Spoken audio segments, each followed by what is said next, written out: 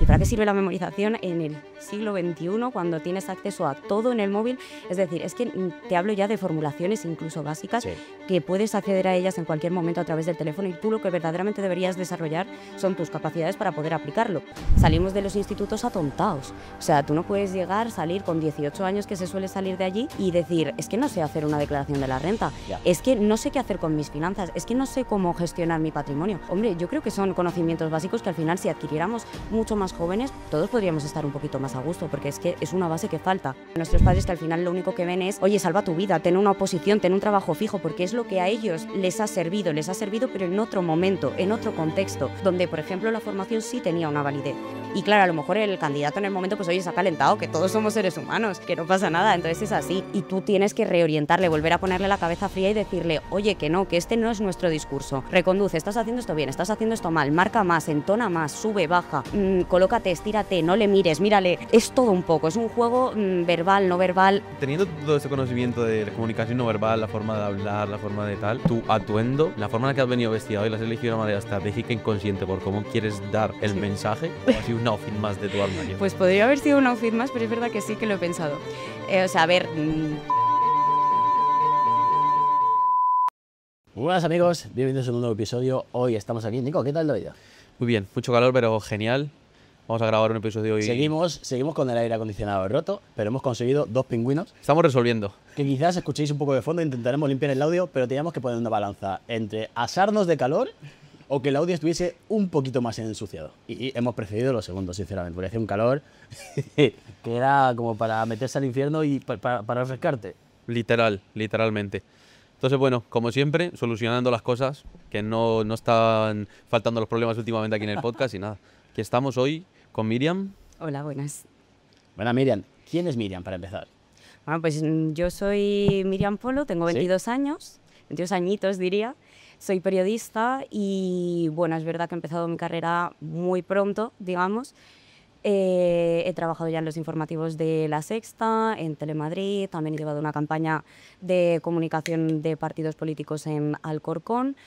Y, bueno, a ver, no siempre empezó todo así, eso es verdad, y yo creo que eso al final me ha dado mucha perspectiva. Yo empecé pues estudiando como cualquiera y al mismo tiempo pues trabajando en limpieza y en cualquier otra cosa que saliera en el momento, o sea, verdaderamente. Así que bueno, diría que Miriam es una persona muy inquieta, con muchas ambiciones y con muchas ganas pues de llegar a donde nos tú deje. estudiaste periodismo. Sí, yo estudié periodismo y lo he terminado de hecho hace muy poquito, en junio del año anterior. Y ya estás ejerciendo. Sí. O sea, eres un caso de éxito real por lo que hablábamos detrás de cámaras. Y rápido. Sí, y rápido. Más allá de que luego por el camino, digamos, hayas pasado pues más o menos dificultades, porque hay una historia aquí importante, pero sí que es cierto que, digamos que al terminar la carrera ya has ejercido de lo tuyo, que no es lo normal. A eso me refería de un caso de éxito. Claro. Porque no es lo común, sales de carrera y ya ejerces rápidamente a lo que te dedica, a lo que estábamos hablando antes. ¿Cómo se dio esto? De hecho, lo que yo creo que es hasta más curioso es que encontré la primera oportunidad laboral antes siquiera de haber terminado la carrera. O sea, yo estaba todavía preparando el TFG, tenía muchos exámenes finales aún, estaba pues en mayo, y es verdad que ya ahí había hecho ya 9 meses de prácticas en Telemadrid, otros tantos meses en La Sexta, y fue a partir de ahí que ya me ofrecieron directamente el contrato porque yo ya no podía hacer más prácticas. Y es verdad que, bueno, con intención de que al final pudiera quedarme allí con ellos trabajando, ya había cogido muy bien el ritmo, me había adaptado bien más o menos. Y yo creo que fue ese un poco, yo creo que al final lo más importante y lo que hizo y consiguió que yo pudiera estar allí antes siquiera de haber acabado la carrera o haber acelerado tanto los procesos, ¿Sí? ha sido básicamente el estar buscando cosas, el moverme durante toda la carrera y no simplemente esperar a que las cosas lleguen, esperar a que las cosas me lluevan, porque cuando te cruzas de brazos durante la carrera verdaderamente no vas a llegar a ningún sitio. Entonces creo que ha sido muy importante eso, saber aprovechar las oportunidades desde muy temprano y ver que la carrera es un medio, no es un fin, y que verdaderamente el fin lo vas a conseguir si sales un poco de lo que es el entorno universitario. Es una perspectiva curiosa porque siendo el mismo enfoque que tenemos, o que tengo yo, por ejemplo, yo no lo tenía ya estando dentro de la carrera en sí, sino que ese enfoque me vino después, al terminar la carrera, de seguir estudiando, etcétera, y ya cuando te encuentras en el mundo laboral. Pero dentro de sí de la carrera, no sé qué opinaréis el resto, o sea, no es tan habitual ese enfoque de pensamiento. Sí. ¿no? Yo por mi parte no puedo opinar mucho porque yo carrera no hice, entonces Sí, yo pero bueno, siempre he tenido ese enfoque de lo que comentabas tú, buscarte las cosas antes que quedarte esperando un poco con a Vale. ver qué Ba- va sucediendo. Bajémoslo a tierra, no lo llevemos tanto a la carrera, llevarlo en cuanto a tiremos más para atrás, a la hora del instituto, etcétera y tal. Lo habitual no es que la gente sea tan proactiva de salida, o al menos en mi quinta y todo lo que había alrededor en mi instituto no lo era. Era raro o atípico ese perfil de gente joven tan proactiva y tan inquieta por empezar a moverse y a gestionar cosas. Había como casos especiales que justo había personas que por situación vital o trayectoria personal, profesional, etcétera, habían caído en sí o sí tener, digamos que llamarlo, espabilar muy rápido. Pero el resto de la gente vivía a base de aprobar exámenes y superar cursos. Sí. Y el curso siguiente, y el siguiente, y el siguiente, así como una cadena eterna, desde pequeñito hasta terminar la carrera. Y no sé en tu caso cómo fue, por ejemplo, ya me contarás. Yo me acuerdo que con mi quinta entera, cuando terminamos la carrera, nos pegamos una hostia de realidad bestia. Bestia, porque me acuerdo que de chiquitito era un estudia para tener un trabajo bueno, sácate una carrera y tendrás un trabajo de la hostia. Y nos matábamos todos a, ok, dentro de que al final sí que es verdad que luego ya se da unir. Y a ver, Esa parte sí la viví. aprendes a jugar al mus y las fiestas de los miércoles y jueves, no pasa nada. Pero aún así, te lo sacan los cuatrimestres con buenas medias y toda la historia. Y te sacan la carrera. Pero la que sales fuera, incluso muchas veces, aunque hagas prácticas, porque en nuestro caso hicimos prácticas en las Big Four, porque lo mía, yo que estudié finanzas, contabilidad, y acabas en las Carlos III de Getafe. Sí. Y acabas en una de las Big Four o grandes empresas colocadas a hacer prácticas, y el ratio de rotación que había era tan bestial que el porcentaje de gente que hacía prácticas y se quedaba era casi nulo. Y te encuentras con una hostia de realidad fuerte. Al menos en mi quinta y muchas después, yo sé que eso les pasó. ¿En tu generación pasa algo similar? Yo creo que sí, o sea, verdaderamente de lo que sería, por ejemplo, mi promoción, como poner un ejemplo, pero Sí. vamos, es una cosa extensible a casi cualquier carrera y a muchas otras cosas, sobre todo por, que luego lo hablaremos, entiendo, un poco la validez y la forma del sistema educativo, lo que son las universidades, para qué te sirven ahora mismo, que verdaderamente creo que estamos un poco de acuerdo en decir que verdaderamente la universidad no te abre ninguna puerta, la puerta la abres tú a porrazos.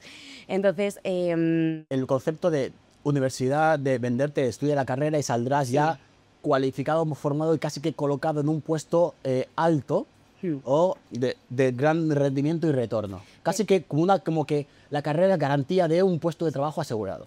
Eso era quizás en los 80, es una perspectiva un poco antigua. Entonces es verdad que yo sí que he visto en mi promoción lo que decía, pues que la gente primero no sale preparada, verdaderamente yo no estaba preparada para el trabajo que ahora mismo ejerzo. O sea, me he preparado una vez, he salido fuera y he visto las cosas y he trabajado en ello. Es cierto que durante la carrera puedo decir que yo partí de cero, cuando entré en el trabajo a mí me decían que es una pieza, tiene que colear no sé cuánto, y yo decía, ¿colear? ¿Qué es colear? Colear es simplemente dejar en silencio 3 segundos al final de cada montaje. Pues es una cosa que yo debería saber como profesional de la comunicación, se supone, y es verdad que me faltaba esa base la fui cogiendo por el camino. Entonces yo puedo decir que mucha de la gente de mi carrera ahora mismo o bien se dedica al marketing, lo cual es curioso porque al final sí, podemos tener una base común, es cierto, pero es verdad también que al final es un poco intrusismo laboral. Nosotros no aprendemos las bases de la comunicación a nivel marketing, a nivel publicidad. Para eso está precisamente los estudios de marketing, publicidad, relaciones públicas, etcétera. Nosotros aprendemos otra serie de cosas. Entonces, bueno, tanto en esa línea como mucha gente que ahora mismo está un poco más perdida, es verdad que también se ha extendido mucho, diría, el tema de los másters. Vale. Porque claro, como ya vemos que la universidad no es una herramienta útil, en cuanto la gente sale de la carrera y se ve un poco perdida, normalmente lo que hace es directamente meterse en un máster. Y yo creo verdaderamente que esto es un error. Todavía cuando no te has probado a ti mismo, no has estado en nada de lo que habías estudiado ya, para lo que realmente se supone estás formado, ¿Sí? creo que es un error meterte de cabeza en un máster sin saber muy bien si esa es la línea que tú quieres seguir. Creo además que es un negocio, la verdad, porque al final yo en las prácticas puedo decir que yo lo aprendí todo. Entonces, ahora mismo si me ofrecieran, y me han ofrecido en muchas ocasiones en diferentes medios, sus propios másters, menciono A3 Media, Telemadrid tiene su propio máster, RTV también, todos ellos me lo han ofrecido y claro, yo digo, si ya tengo 2 años de carrera profesional en este sector y son ellos los que me llaman a mí para trabajar, ¿por qué me siguen vendiendo que necesito hacer una formación? Ya. Aquí se me abren dos melones y luego volvemos a la parte específica del periodismo, pero me gustaría seguir con la parte de el sistema en sí educativo como ya lo hemos abierto. Yo entiendo, lo veo y lo entiendo como que puede ser que, lo que hablábamos, ¿no? Antes el paradigma fuese que no había tanta gente cualificada a nivel superior universitario y que el sacarte una carrera, un grado, una diplomatura, creo que antes se llamaba así, ¿no? Yo diría que ya entré cuando se llamaban grados, pero antes creo que tenía, o no sé si eran licenciaturas o diplomaturas.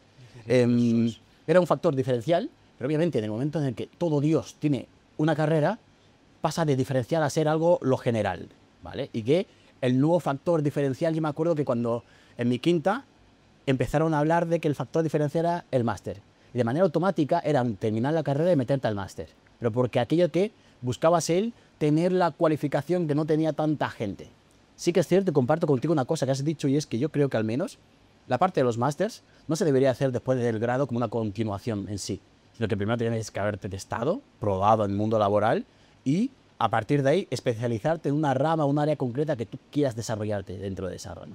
Porque sí que es verdad que sí que coincido contigo en que hay mucho enfoque de darlo como continuidad y como por hecho, que terminas el grado directamente, metes al máster y del máster ya colocado. Porque muchos másters, y esto es una crítica personal mía, muchos másters pagas por la colocación de las prácticas donde que la escuela de negocios o la universidad tiene en coalición con las empresas de turno que tienen acuerdos. Claro, y eso es el gran valor diferencial que te dan los másters. No es tanto de conocimiento, sino la facilidad de poder entrar dentro de X círculos para empezar tu desarrollo profesional. Es que entonces lo increíble es que estemos pagando literalmente para trabajar. O sea, ¿sí? Ese es el arranque profesional que queremos para todas las personas que salen de la universidad. También voy a decir, respecto a lo que tú decías de la universidad, ¿dónde empieza todo? ¿Dónde empieza el hecho de que se generalice el tener una carrera? Pues digo yo que a lo mejor las exigencias no son las suficientes, porque si todo el mundo puede tener una carrera, ¿cuál es el valor diferencial? Vale, ¿lo planteas desde qué perspectiva concretamente? Pues yo creo que ya arrancamos por mala base cuando empezamos en el instituto, la verdad. O sea, creo que los conocimientos que adquirimos, aparte de estar ya muy desfasados, es verdad que además son meramente memorizar. Memorizar. ¿Y para qué sirve la memorización en el siglo XXI cuando tienes acceso a todo en el móvil?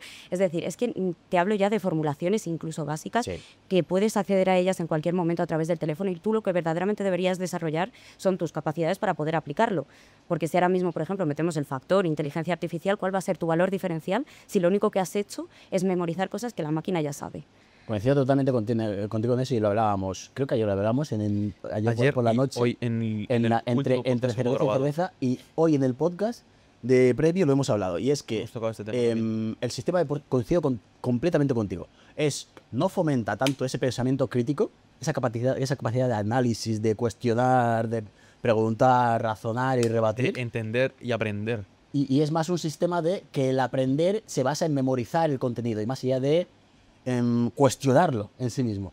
Y coincido contigo, y creo además que es demasiado es estructural, tío, que desde que eres chiquitito es la misma línea, entras como una especie de rueda que no terminas hasta que casi que terminas un máster, y es una rueda constante. Y por eso yo cuando hablaba de entrar en esa espiral de que cuando te hablaban de que tu único trabajo es estudiar y sacar buenas notas, no se te tampoco decía que incentivaba nada más salvo a aprobar y a continuar, por así decirlo, no sé si me entendéis, ¿no? A seguir tirando del carro. Y seguir tirando. Y puedes esa rueda, y cuando hablo de esas expectativas, es que tú en tu cabeza te montas la película de soy un estudiante de la hostia porque saco 8 y 9, tío. O sea, y me dejo la vida aquí, y sí que es verdad que haces hoy un examen y a los 3 días ni te acuerdas de la mitad de las cosas.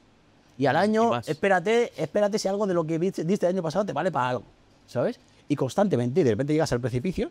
Y lo que tú hablabas antes, yo me acuerdo que salimos de la carrera, de repente te vas a hacer prácticas, tío, y te vas a la banca a hacer prácticas. Y te vas a Deloitte a hacer auditoría de grandes empresas a hacer prácticas. Y te das cuenta que todo el pensamiento, toda tu manera de operar es súper teórica, y hay cosas como muy de trabajo día a día que... O que a lo mejor lo que te han enseñado ya no sirve. Y que también está desfasado. Esa es otra de las cosas. Y que ya desde el principio nos falta mucha base. Yo creo que al final salimos, ya no te hablo de la carrera, te hablo del instituto. Salimos de los institutos atontados. O sea, tú no puedes salir con 18 años, que se suele salir de allí, y decir, es que no sé hacer una declaración de la renta, es que no sé qué hacer con mis finanzas, es que no sé cómo gestionar mi patrimonio. Hombre, yo creo que son conocimientos básicos que al final, si adquiriéramos mucho más jóvenes, todos podríamos estar un poquito más a gusto, porque es que es una base que falta y que si no haces tú el esfuerzo propio de decir, oye, yo quiero saber de esto, oye, yo quiero generar más, pero eso es ambición, ambición que tampoco se potencia desde los institutos, tampoco en la carrera, te digo más, tampoco en los trabajos regulares. Entonces, al final yo creo que lo que falta es eso, un poco de ambición, de pensamiento crítico, de desarrollar lo que son las habilidades y capacidades del ser humano en sí mismas, que están dentro, que no sé, o sea, están ocultas, pero están ahí, de verdad. Que todos tenemos creatividad, que todos tenemos cosas que al final nos van tapando año tras año, y yo creo que eso te va apagando. Por eso yo siempre he creído que es muy importante, más allá de estar en el colegio, en el instituto, esto me viene ya desde hace mucho, meterte en todas las actividades que haya habidas y por haber en el mundo mundial. O sea, si tienes que tocar la flauta, toca la flauta. Si luego tienes que escribir un libro, escribes un libro. Presentar un evento, presentas un evento. Cosas que a lo mejor muchas veces no hacemos tan bien por miedo, y yo creo que en el miedo está precisamente el crecimiento personal de cada uno. O sea, si tienes que hacerlo, hazlo con miedo, pero hazlo igualmente, porque es ahí donde verdaderamente te vas a demostrar a ti mismo que puedes hacer otras cosas, que no todo es lo que te han dicho, te vas a salir un poco del guión, del camino establecido, y yo creo que es ahí donde aprendes más, donde vas a crecer tú y donde todos los demás también se van a dar cuenta de que verdaderamente eres una persona que merece la pena tener en el equipo de donde sea. Justamente te quería preguntar, bueno, preguntarlos a los dos, que una vez ya planteado el problema que estamos hablando de la educación, ¿qué solución veis posible o qué solución habéis encontrado vosotros para vosotros mismos? Y por lo que te escucho decir es como lo he llevado hacia mí y a serme responsable ya de mi vida. ¿Crees que esa es la solución para cada persona, ya que vemos que a día de hoy es como que esta educación está establecida, esto no va a cambiar? ¿Consideras que todo el mundo debería ser responsable de esto que tú dices? Vamos a buscar a ver qué hago y no quedarme solo con esto que me han dicho, lo que estabas planteando tú. Que estudiaste todo esto, luego te ibas a hacer tus prácticas y decías, hay un trabajo de campo que no tengo ni idea, que no me lo han enseñado, que en teoría deberían habértelo enseñado, y luego un montón de conocimientos que luego no puedes aplicar porque ya no sirven. Entonces, para solucionar todo esto, ¿consideras tú, según te estoy escuchando, corrígeme si estoy equivocado, que hay que hacer un trabajo personal de, aparte de lo que estás estudiando ya, seguir trabajando en casa?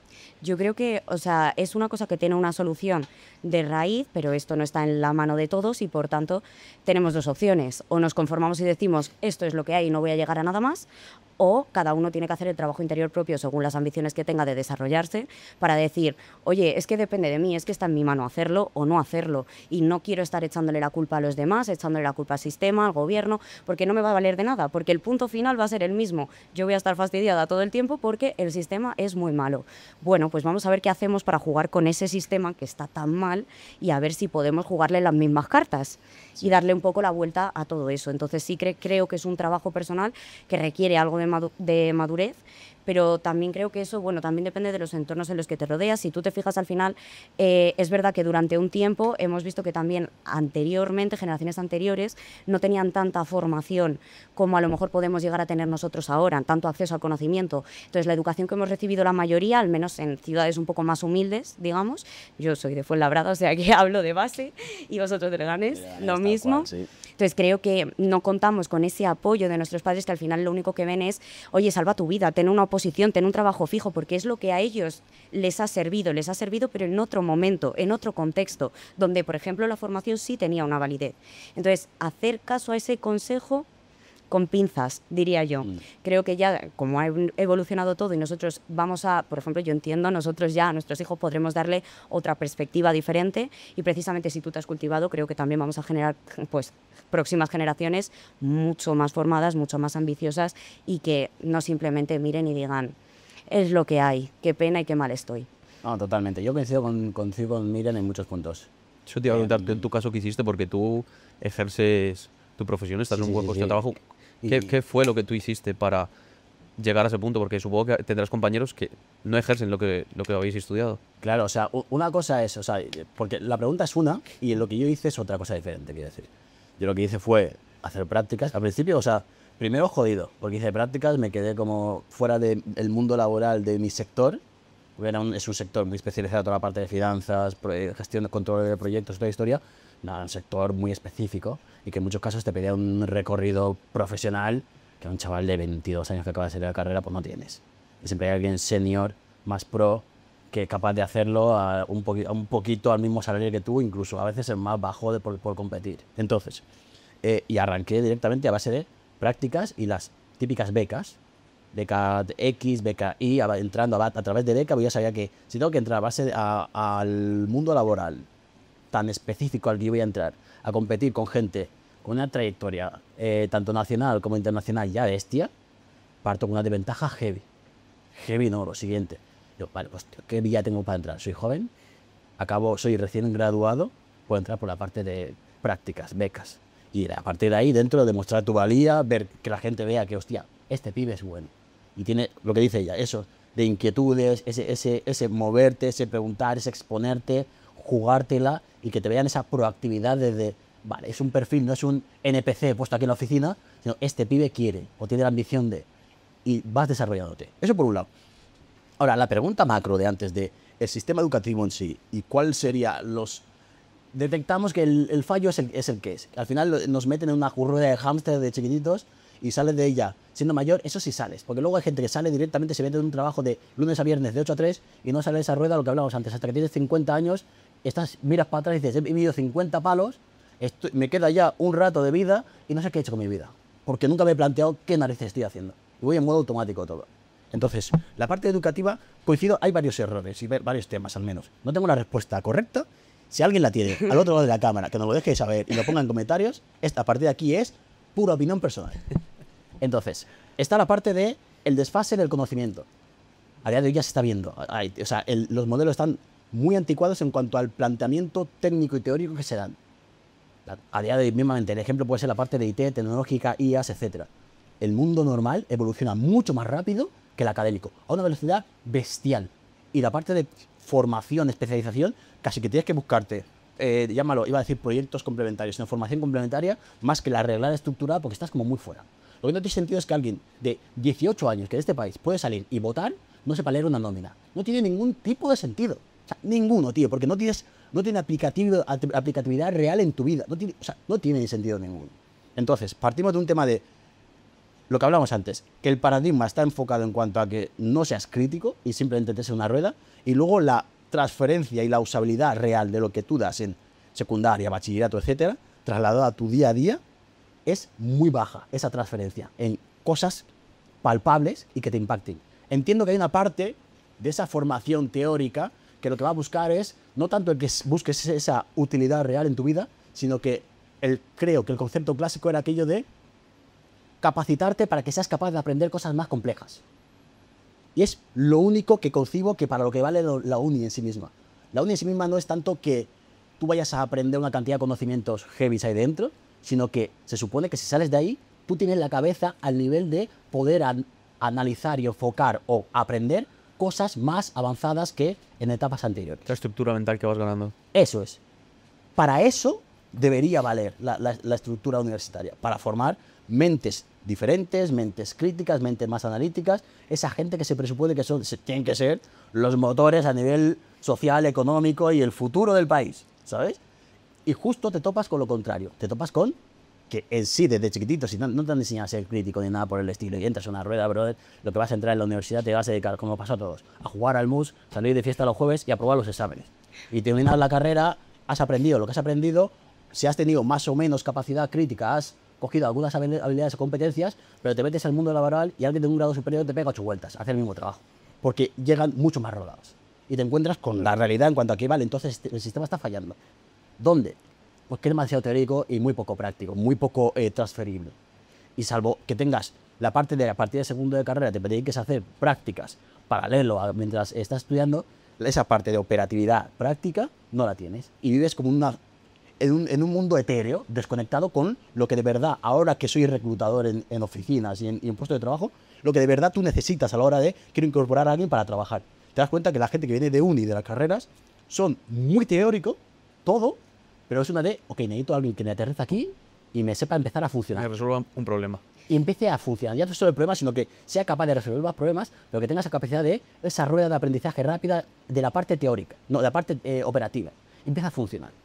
Y ese es el planteamiento y el gran error que yo le doy a toda la parte académica, formativa, etcétera. Y yo te subo la apuesta. Yo diría que incluso ya no es solo tanto el sistema, pero es que si tenemos en cuenta que los profesores encargados de al final formar a las generaciones son también partícipes de ese sistema, de esa rueda, que directamente ellos entran a dar clases a niños sin saber siquiera cómo enfrentarse a esto, porque verdaderamente lo que ellos aprenden es pura teoría pura y dura. Entonces, digo yo que a lo mejor no es simplemente ser un libro y tener en la cabeza todos los conocimientos, que a mí me parece estupendo. Es igual que en la universidad. Doctores, catedráticos, tienen libros, manuales, magníficos seguro, no lo pongo en duda, pero es verdad que cuando tú te metes a un aula, tú lo que tienes que hacer es comunicar. Sí. O sea, si no eres capaz de transmitir ese conocimiento, ¿de qué te sirve tenerlo? O sea, lo puedes tener, me parece fantástico, pero a lo mejor tu profesión no es precisamente ser profesor. Volvemos a lo mismo de antes, que los profesores que están a día de hoy vivieron lo que nos comentabas antes, que hubo una generación que sí le valía estudiar, hubo una generación que estudiaron magisterio porque saben que tenían un trabajo seguro, pero en realidad no tienen eso empírico de querer enseñar, querer comunicar, etcétera, lo que nos estabas comentando tú. Sí, y luego también hay una parte importante, y yo sé que ahí sí también soy crítico con el sistema y la administración en sí misma, y es que literal no hay o sea, debería haber algo así como un pacto general entre partidos por la parte educativa. Porque hoy gobierna el PSOE y tiene un sistema educativo y lo modifica como quiere, y mañana está el PP, lo cambia, pasado está Podemos, lo cambia, al otro día está Ciudadanos, lo cambia, y es un poco que casi que cada uno quiere hacer su propio modelo educativo y no tiene sentido que cada X tiempo vaya cambiando. Debería ser algo estructural y que más allá de que sea de una corriente o de otra, que haya una línea, digamos, en la parte educativa Que seguía. estándar a nivel nacional. ¿Sabes lo que te digo? Pues no tiene ningún tipo de sentido que vayas virando en una cosa tan estructural cada 4 años o cada 8 años de legislatura. Ningún tipo de sentido. Eso debería ser de esas típicas cosas que ya siempre se habla de pactos entre partidos y tener unas bases, líneas comunes, etcétera. La parte educativa tendría que serlo 100%. Y a partir de ahí, obviamente, lo que hablamos antes, de variar cosas, hacerlo mucho más de cuestionamiento, etcétera, etcétera, etcétera. Pero de poco te sirve, tú ahora mismo llegas al poder, eres el presidente, tienes mayoría absoluta, lo cambias, en 4 años y ya no está, y lo puedes volver a cambiar, ¿qué has hecho? Nada. Pues Hace ni siquiera ha falta- sido aplicable en 4 Hace falta años. una serie de pactos macro, y eso es lo que hoy no es aplicable. Y te encuentras con que muchas veces, a nivel político, lo que quieren es dejar huella, dejar la foto, porque saben que son perecederos, salen. Y ese es un gran problema que hay de raíz bajo la mesa, también, en ese sentido. Bueno, ya hemos intentado resolver el mundo, pero complicado, la verdad. Sobre la mesa dejamos los deberes a toda la plana política para que si algún día les da la gana juntarse y ponerse de acuerdo, no pasa nada. Luego se echáis unas cartitas, un mus y unos vinitos y no pasa nada. Oye, que no es tan complicado. Hilando con la parte educativa, Miriam, ¿por qué estudiaste periodismo? La pregunta es una de, vale, ¿por qué periodismo? Pues yo no os voy a decir el típico discurso que creo que he escuchado un montón de veces, ni por un lado el de la vocación desde chiquitita, porque yo nací queriendo... No. Y tampoco te voy a decir que es que no me queda otra opción. Es verdad que al final yo siempre, conociéndome por las habilidades que fui desarrollando un poco a través de, pues, de participar en muchos debates, de presentar muchos eventos, de estar escribiendo y participar en concursos de escritura, creo que al final todo me orientaba mucho a lo que es el tema de la comunicación. También es verdad que yo, conociéndome, soy una persona bastante inquieta. Me aburro súper rápido y súper fácil de las cosas. Entonces, es verdad que el periodismo para mí me ofrecía ese punto de decir, es que ningún día va a ser diferente. Yo no voy a entrar en una oficina y todos los días va a ser lo mismo, aunque solo sea por el hecho de que a la oficina voy a entrar, eso seguro. Pero es verdad que como cada noticia es un mundo, cada día va a ser algo diferente, pues yo creo que eso fue un poco lo que más me movió, el decir, no va a ser toda mi vida igual, no voy a tener todos los días las mismas experiencias, las mismas anécdotas, no voy a mirar para atrás 20 años y voy a decir, ¿qué he hecho con mi vida?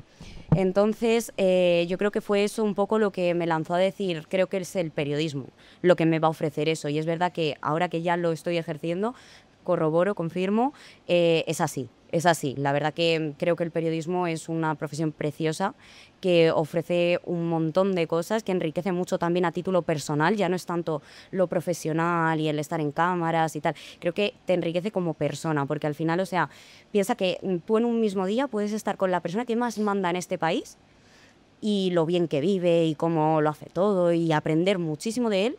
Y al ratito, a muy poquito, estás con la persona que mayores problemas tiene a lo mejor en toda la ciudad, le estás viendo... Entonces creo que todo ese balance te da mucha perspectiva también a la hora de, pues, de generar un pensamiento, de abrirte al mundo, de tú tomar tus propias decisiones, de ver hacia dónde te quieres orientar. Yo creo que aprendes mucho. Y y creo que eso es la parte más bonita que me estoy llevando de momento del periodismo. Lanzo fue lo que te pregunta directa y esta es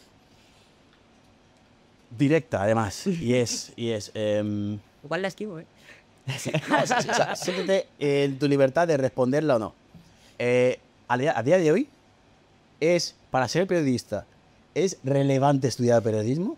Y te quiero lanzar la pregunta y enfocarla. Quiero decir, alguien que comunique bien, que tenga alcance en redes sociales, ¿puede ejercer de periodista o hacer periodismo sin haber estudiado periodismo? A nivel funcional. Porque al final te encuentras con que en plataformas, YouTube, Instagram, etcétera, hay mucha gente haciendo contenido que clásicamente sería reporteros o periodistas que no han estudiado nada en cuanto a el mundo académico formal vinculado al periodismo. Pues un poco en la línea, y esto va a ser todo opinión personal, en la línea de lo que hablábamos un poco antes de la utilidad de la universidad y todas estas cosas, verdaderamente yo creo que es que yo creo que no hace falta. Yo creo que no es para nada necesario. O sea, también creo otra cosa, no creo que cualquiera pueda comunicar, no creo que cualquiera pueda considerarse periodista, pero sí es verdad que creo que la formación reglada como tal no es imprescindible. Lo que sí es imprescindible es la autorresponsabilidad y el formarte tú, porque sí es verdad que hay conocimientos prácticos que aprendes de base, por suerte, digamos, ¿no?, en la carrera, pero si tú quieres al final dedicarte al periodismo, a hacer periodismo de verdad, yo he visto muchísimos perfiles en YouTube, como comentabas, de gente que verdaderamente me parece que hace periodismo, que ahonda en la noticia, que contrasta fuentes, y si tienes esa responsabilidad y conoces un poco, que con el acceso al internet lo tienes todo hecho para poder formarte tú solo y conocer la terminología básica, la forma, la funcionalidad y todo, creo que puedes hacerlo perfectamente. O sea, no creo que sea imprescindible. Vale. ¿Y qué opinas alrededor de...? Porque hay un tema en los últimos años en lo que yo ya tengo una opinión y te la trasladaré acerca de el periodismo actual con respecto al periodismo de antes. Y analicemos la disyuntiva desde el punto de vista de cuando aparecen las plataformas digitales, redes sociales, etcétera. Que pasa el periodismo clásico de aparecer en tele o la radio o vender periódicos, que era como un modelo de negocio muy marcado, muy cerrado y como muy estructurado, a de repente a que muchos periódicos ya no viven de vender periódicos, sino de los suscriptores digitales y de la cantidad de clics, visitas y alcance que tienen sus páginas web. Y digamos que hay una corriente muy crítica al respecto. Hay mucha gente que sostiene que el periodismo se está muriendo, se está, entre comillas, prostituyendo, entre comillas, en favor de buscar un título lo más atractivo posible, con noticias muy vacías muchas veces, títulos muy llamativos, solo para que la persona clique, entre a la noticia, porque al final lo que se quiere es más el alcance que el informar en sí mismo. Alrededor de esto, ¿qué opinas? ¿Lo has escuchado? ¿Te ha llegado? Sí. Al final yo creo que el periodismo se tiene que adaptar y tiene que moverse en torno a la forma en la que se mueve la sociedad. Es decir, también creo que el periodismo al final va muy en servicio de la sociedad, es decir, lo que tú demandas es lo que nosotros ofrecemos, Vale. No es en la otra dirección. Entonces, si esto es así, es responsabilidad y voy a responsabilizarnos a todos. No vamos a señalar a nadie, no vamos a señalar a periódicos, a revistas. Es una demanda social, es así. Si tú lo que buscas es contenido rápido, ¿por qué triunfan los programas de salseo? ¿Por qué triunfan los programas como La Isla de las Tentaciones o este tipo de cosas? Porque a la gente le gusta. Porque es lo que la gente pide. ¿Por qué se hacen más? Porque son los que funcionan. Porque cuando nosotros hablamos en serio, cuando de verdad ofrecemos informaciones válidas, rigurosas, no le llega a nadie. Nadie se queda a verlo hasta el final. Entonces, ¿quién tiene ahí la responsabilidad? Yo creo que al final también, de alguna forma, también hay una responsabilidad también en las personas, no solo por el hecho de decir, vale, yo lo que consumo está vacío y no sé qué, no sé cuánto. Creo que también tenemos que hacer un ejercicio de, oye, pensamiento crítico, de no pasa nada, porque a lo mejor voy a hacer un poco de abogado del diablo, ¿Sí? Porque las cadenas estén un poco tendenciosas, porque hayan escogido una línea editorial, eso lo sabemos todos y eso ha sido así siempre, eso no es nuevo. Y es verdad que yo creo que hay quien puede aprovecharlo y hay quien puede decir, es que qué malos y prefiero no tener información. Oye, pues no lo sé, el trabajo de los periodistas dentro de las redacciones, por muy tendencioso que pueda llegar a ser en muchas ocasiones, creo que es un trabajo arduo, bastante bueno en general, porque mentir no se miente. Es decir, aquí comprobamos todas las fuentes, habrá periódicos, habrá sitios específicos, entendedme, pero en los grandes sitios verdaderamente no hay mentiras. Hay siempre comprobaciones, llamadas. ¿Podemos equivocarnos en la fuente? Podemos equivocarnos, todo el mundo se equivoca. Pero es verdad que yo creo que sí que hay un trabajo de rigor.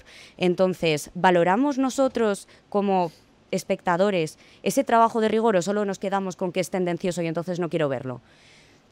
Pues a lo mejor lo que tenemos que hacer es un esfuerzo por decir, pues mira, me lo voy a ver en esta cadena, me lo voy a leer en este periódico y yo extraigo la valoración personal que hago. Porque al final nosotros dirigimos los mensajes, pero no mentimos en ningún momento. Sí, no, totalmente, totalmente. Y en eso estoy de acuerdo. Y que sí que hay un ejercicio que se debería hacer, que es aquello de ver la información de diferentes fuentes, que casi nadie lo hacemos ya hoy en día. Y es real, es la realidad. Y si es algo cómodo, rápido, que podamos digerir cortito y al pie y seguir nuestra vida, porque vemos las noticias cuando vamos en el autobús, cuando vamos en el metro o en los ratitos muertos que tenemos, y si es algo fácil y potable, mejor. Pero también hay otra parte en la que yo sí que soy como muy crítico con la parte del periodismo y la comunicación, y es que creo, es opinión personal, podréis rebatírmela y pensar diferente, que creo que muchas veces, desde mi ignorancia, digo, siento que no es tanto llámalo, la prioridad de informar como de ser el primero en sacar la información. ¿Vale? Entiéndeme como que hay muchas veces que parece que importa más lanzar la noticia rápido y no quedarte fuera de la ola que el ahondar mucho más en la info o profundizar más o dar una cosa como mucho más digerida, potable y que el público lo pueda entender. Volvemos a lo mismo, que de esto lo comentamos antes, mientras estábamos comiendo, y es que yo coincido mucho con lo que tú dices, y es que la responsabilidad es de cada individuo, porque se lo comentaba antes a Jordan, este tipo de cosas se hacen porque se consumen, porque hay una demanda de todas estas cosas. Y lo que comentabas ahora mismo, sacar la noticia rápido, más que una noticia que informe bien, también creo que es el juego que hay ahora mismo ya dentro de, pues, de la forma de trabajar que tienen. Y el que una cadena diga, voy a sacar la información bien contrastada, etcétera, etcétera, haciendo un buen trabajo, lo echa para atrás porque cuando ya sale su noticia es que ¿cuántas cadenas no han sacado ya la noticia? Así, rápido. Ya. Y ya no es tanto por la agilidad con la que llega la información. Yo creo que al final, tú imagínate que de repente aquí escuchas un estruendo terrible. Sí. Tú no tienes ni idea de lo que ha pasado y probablemente mires el teléfono y digas, a ver, ¿qué está pasando aquí en Leganés? Porque es que, madre mía, ¿qué quieres? ¿Que haya una información o que no la haya? Es decir, no va a ser mentira lo que se publique. Es verdad que va a ser más especulatorio, que quizás a lo mejor no es una confirmación oficial y lo que hay es una información un poco vana.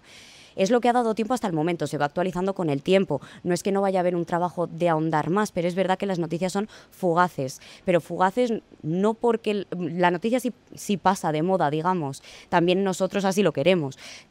Se nos olvidan las cosas muy rápido. Sí. Se nos olvidan muy rápido. Pasamos de un tema a otro y cosas gravísimas como lo de la Dana, es que estoy segura de que muchísima gente ya no piensa en ello nunca. O prácticamente nunca, salvo cuando vuelve a salir otra vez al foco mediático. Entonces, verdaderamente esa urgencia es la que demanda el espectador también. No es tanto por competencia ya con otros medios, que también, pero yo creo que eso ya se ha perdido un poco porque al final normalmente tanto filtraciones como exclusivas, como cosas así, están muy extendidas. Es muy raro que un solo medio tenga una verdadera exclusiva. O sea, que volvemos a lo mismo. El individuo debe seguir ahí porque lo que me estás comentando es que una vez la noticia sale, esto ha pasado, pero después siguen saliendo artículos que van dando más información y la cosa es que no te quedes solo con lo primero que sale, sino que si de verdad te interesa, sigue buscando, sigue esperando que día a día se van a ir. No, y hora a hora, porque, o sea, el periodismo sigue trabajando, es decir, nosotros hemos publicado, pues sí, al final era un trueno o un rayo que ha caído en un árbol, fantástico, esa es la información que tenemos de momento. ¿Confirmado? No. Entonces nosotros lo vamos a especificar, parece ser, podría ser, ahí está el uso del lenguaje que cada lector tiene también que saber interpretar, saber leer. Entonces, a partir de ahí, en media hora, una hora, cuando se haya confirmado más cosas, va a seguir actualizándose la noticia continuamente, por el medio que se pueda. Yo que particularmente trabajo en televisión, a lo mejor no va a ser instantáneo porque no tenemos la posibilidad de montar tan rápido, de estar tan rápido en el sitio. Pero es cierto que en la propia página web a lo mejor sí que vas a encontrar esa información actualizada directamente y a poco se irá introduciendo como buenamente se pueda en lo que sería la propia cadena. Eso te iba a preguntar justo en la parte a la hora de comunicar, porque tú has estado en tele, ¿no? Sí, y en informativos sobre todo. Informativos. No sé, ¿conoces que haya grandes diferencias a la hora de comunicar en radio en tele o en prensa escrita en cuanto a cómo se estructuran las redacciones o cómo se prepara la información? Sí, sí, sí. A ver, está claro que, de hecho, esto viene también muy hilado, efectivamente, con la misma educación que hablábamos antes en la universidad. Nosotros pasamos por lo menos 2 años de la carrera, de 4 en total, formándonos sobre todo en la dirección de la prensa escrita, de la prensa digital. Teniendo en cuenta que ya de por sí la tele incluso podríamos decir que está desfasada, vamos muy mal en esa línea, si 2 años son dedicados a eso. Entonces, es verdad que cuando yo me encontré precisamente con la televisión, dije, pues si yo no sé hacer esto, o sea, ¿esto qué es? Y yo escribía y me decían, esto no llama la atención, esto no es nada, esto, ¿por qué lo dices así tan complicado? Porque la prensa escrita al final es más compleja, requiere de una buena redacción, de una forma, de una estructura, de unos órdenes también para lanzar los mensajes con más impacto, con menos, con tal. Pero en la tele, por ejemplo, tienes el tiempo que tienes. Tiempo es limitado. Es máximo 30 segundos, 1 minuto para contar una noticia que a lo mejor, imagínate, presupuestos generales del Estado, no sé. Ya. Y tienes 1 minuto para contarlo. Entonces tienes que buscar la manera al final de concentrar lo más importante, también lo más llamativo, y nos guste o no, que siga la línea editorial del medio, al final que el mensaje esté enfocado un poco en esa línea. Se me abre la pregunta, porque hemos tocado tele y radio. ¿Cómo ves ese tipo de espacios que llevan un par de años surgiendo? ¿Qué perspectiva? podcasts. Sí. A mí me parece una extensión al final de lo que era en sí misma la radio, pero adaptada un poco a lo que requieren estos tiempos. Entonces, yo creo que sigue habiendo mucha demanda, creo que es una cosa además muy útil. Al final todos seguimos teniendo esos momentos, esos espacios en los que queremos estar entretenidos, queremos tener un fondo, algo que escuchar.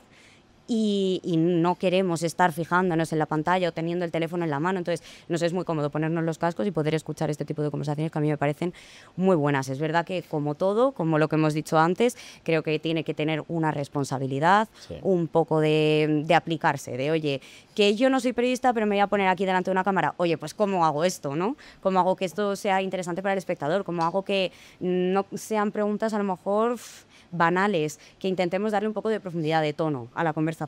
Yo creo que eso es lo más importante, que sí se puede hacer y lo puede hacer quien quiera, verdaderamente, pero lo que decíamos antes, con La responsabilidad. responsabilidad y un controlar el discurso y qué se da, qué no se da, y a ver un poco, El mensaje tampoco que quedarte damos. tripes y creerte la panacea cuando no son informaciones o basado en nada. Realmente lo que Sí hicimos mismo. cuando empezamos el proyecto. Literal. Oye, no somos periodistas, vamos a intentar tener conversaciones, cosas que nos interesa, un interés real, pero no... Y ese proceso No de son aprendizaje compartirlo con la gente, ¿no? Exacto. Y eso al final es vuestra propia curiosidad, o sea, justo. que es compartir la curiosidad que vosotros tenéis. A mí me parece súper interesante en cualquier caso. Yo cogiendo una cosa que has comentado antes, sobre todo cuando hablabas de la parte de la tele, que era lo de sintetizar y hacer sencillo la comunicación para tener impacto. Porque al final la parte escrita tiene un enfoque, pero en tele tienes un tiempo limitado y el mensaje tiene que llegar bien, etc.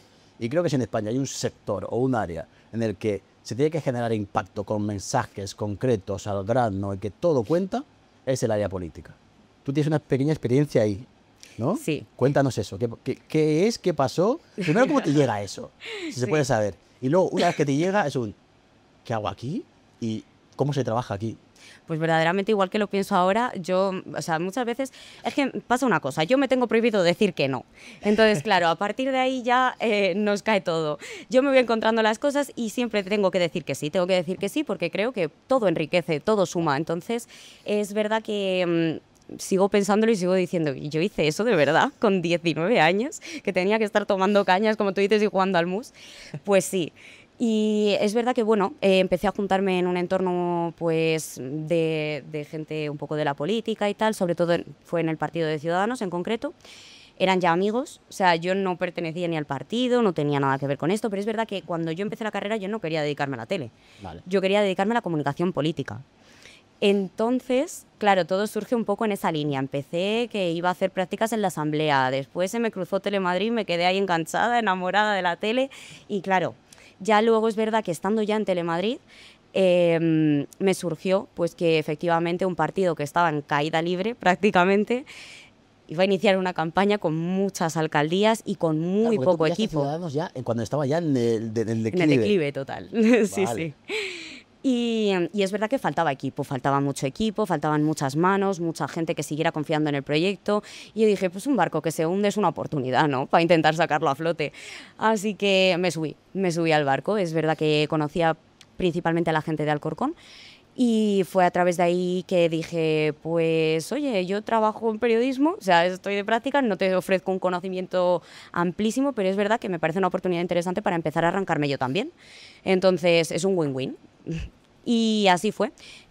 Conocí a la persona que se iba a presentar a la alcaldía y pues ni cortos ni largos, en el gabinete de prensa era yo sola, una niña de unos 60 y 19 añitos. Pero yo creo que, bueno, al final pudo salir bastante interesante. A mí lo que me gustó mucho, sobre todo del partido, y eso sí tengo que decirlo, es que sí que vi a mucha gente muy comprometida, gente que no ganaba nada con estar ahí. Gente que realmente estaba ahí simplemente porque creía en lo que hacían, en su proyecto. En el proyecto, vale. Y de verdad lo ponían todo, de verdad. A día de hoy me sigue escribiendo gente del partido, oye Miriam, vamos a hacer esto, porque yo creo que Ciudadanos podemos revivirlo. Bueno, pero oye, está muy bien, porque eso demuestra también que de verdad había un interés en hacer un cambio, en generarlo, Sí. con errores, con... Lo que pues de verdad como que se todos. supone que es la política en sí, de donde nace todo los partidos, que es con un interés real de aportar. Y al Sí. ser tan joven el partido en sí mismo, yo creo que eso fue a más, porque al final lo que hacía, yo creo que Ciudadanos tenía una base también muy social. Entonces, al tener tanto enganche en ese sentido de muchas actividades, mucha gente joven que se conoce, que hace eventos, que hace viajes, al final eso ya capta mucho la atención y yo creo que por eso todo el mundo estaba muy comprometido a decir, oye, que sí que creo en esto, que quiero cambiar las cosas, que no estamos de acuerdo ni con esto, ni tampoco a veces con lo nuestro, pero que queremos de verdad hacer un cambio y tenemos un mensaje, una forma y una estructura. Pero en ese momento es verdad que ya con todo un poco caído se intentó lo que se pudo y yo aterricé ahí como pude también. Así que nada, básicamente la persona que durante todo ese tiempo se iba a presentar a la alcaldía, estuvimos preparando una campaña política en todos los sentidos, en lo que sería preparación de discurso, de debate, de notas de prensa, de colgar carteles por la noche, que de eso poco se habla, pero todas las noches, además estaba yo en la universidad, o sea, de exámenes finales, me coincidió con los exámenes finales, trabajaba los fines de semana en un trabajo, tenía prácticas en Telemadrid y luego en los ratillos libres hacía la campaña política porque política. dormir pues era secundario, supongo. Dentro de esa campaña, en tu mini departamento de comunicación y prensa en el que estabas tú, dentro de todo lo que se toca dentro de una campaña, me interesa especialmente la parte de... Porque entiendo, O sea, y voy preguntando y tú me dices, entiendo que hay un punto en el que tienes que decidir, oye, ¿en qué medios aparecemos? O era un vamos a todos lados, o era un o seleccionamos en qué medios aparecer en función de, oye, nos interesa esta línea, podemos ir aquí, aquí, aquí. ¿Cómo se hace esa elección estratégica? Pues yo creo que al final todos los partidos tienen ese gabinete de prensa más o menos amplio, ¿Sí? a nivel nacional, a nivel regional, a nivel municipal, cada vez más pequeño según vamos bajando escalones, efectivamente. Pero yo creo que lo más importante es que tengas en cuenta o sea, tú tienes que conocer tu mensaje de cabo a rabo. Y lo más importante es estructurarlo normalmente en torno a 4 o 5 ideas base que sean lo que te diferencia a ti. Y sobre todo, claro, primero tienes que hacer un estudio de quién es mi cliente en este sentido. O sea, ¿a quién me estoy dirigiendo? ¿Quién es mi buyer persona? Pues si yo no conozco el perfil de esa persona, yo no puedo lanzarle mensajes vacíos, porque yo sé el interés que tiene. A lo mejor Pepito, que lleva votando 56 años, sé el trasvase de votos que va a haber a un lado a otro, porque si digo esto se va a ir el voto a la derecha, si digo aquello se va a la izquierda, me lo quedo.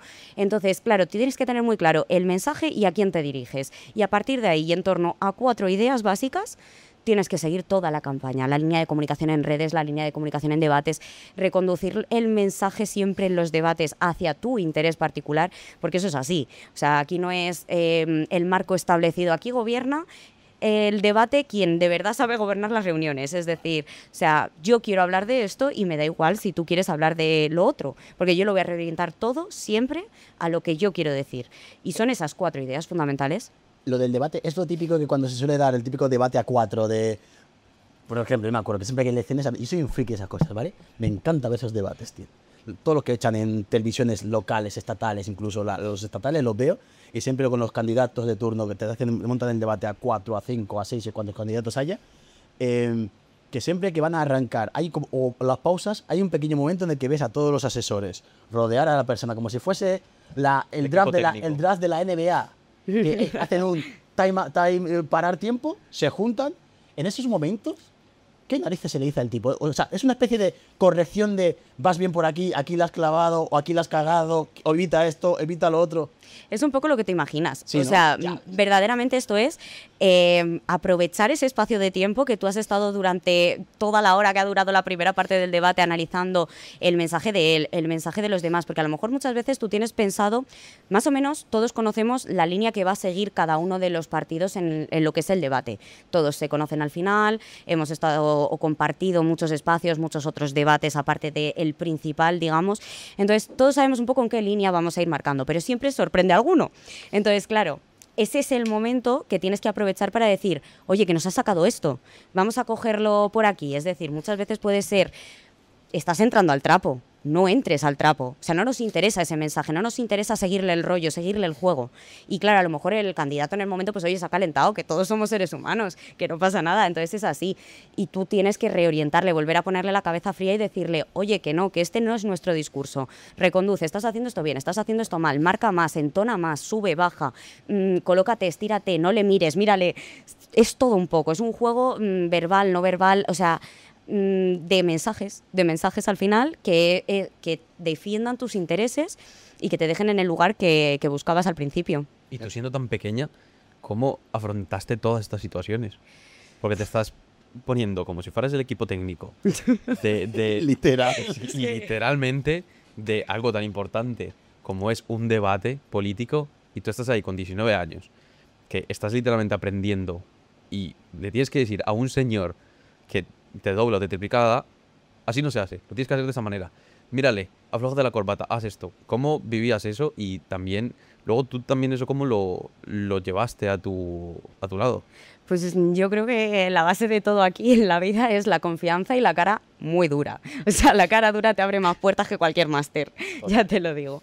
Entonces, claro, yo creo que es un poco eso, la confianza plena en decir, ya me he metido, o sea, así que es lo que hay. Que no le gusta, tampoco tenían muchas más opciones, ¿eh? Voy a matizar. El equipo era yo y yo, entonces creo que la única forma de salvar el barco era esa. Entonces, claro, teniendo también esa... claro, esa es lo que decía de subirte al barco que se está hundiendo, que resulta muy interesante precisamente por eso, porque te surgen muchas más oportunidades de crecer tú, de apoyar a otros. Entonces, claro, esas oportunidades no surgen porque sí, cuando un partido está aquí, no quieren a una niña inexperta en nada. Entonces, claro, eso es aprovechar el hueco y decir, aquí yo y mi... ¿no? Sí, literal, Y literal. ya Y está. también entiendo que lo que tú dices es que cuando ya está más... el barco está a la deriva, o sea, es casi que una maniobra de intentar reavivar al muerto. Entiéndemelo como prueba, porque en cualquier caso vas Vas a ganar. abajo. ¿Sabes lo que digo? Es eso. Y entiendo también que es cuando, y si no, si me equivoco, me corriges, entiendo que es cuando, digamos, puedes jugar un poco más con planteamientos alternativos, ser un poco más agresivo, etcétera, mientras que si estás en la cúspide te tienes que mantener el discurso que te ha llevado ahí, punto. Exacto. Cuando ya estás cayendo, de repente es cuando puedes ser más agresivo con el mensaje, puedes jugar con no sé qué, para intentar, digamos, estimular a tu espectador de alguna manera, como de repente tiene pulso.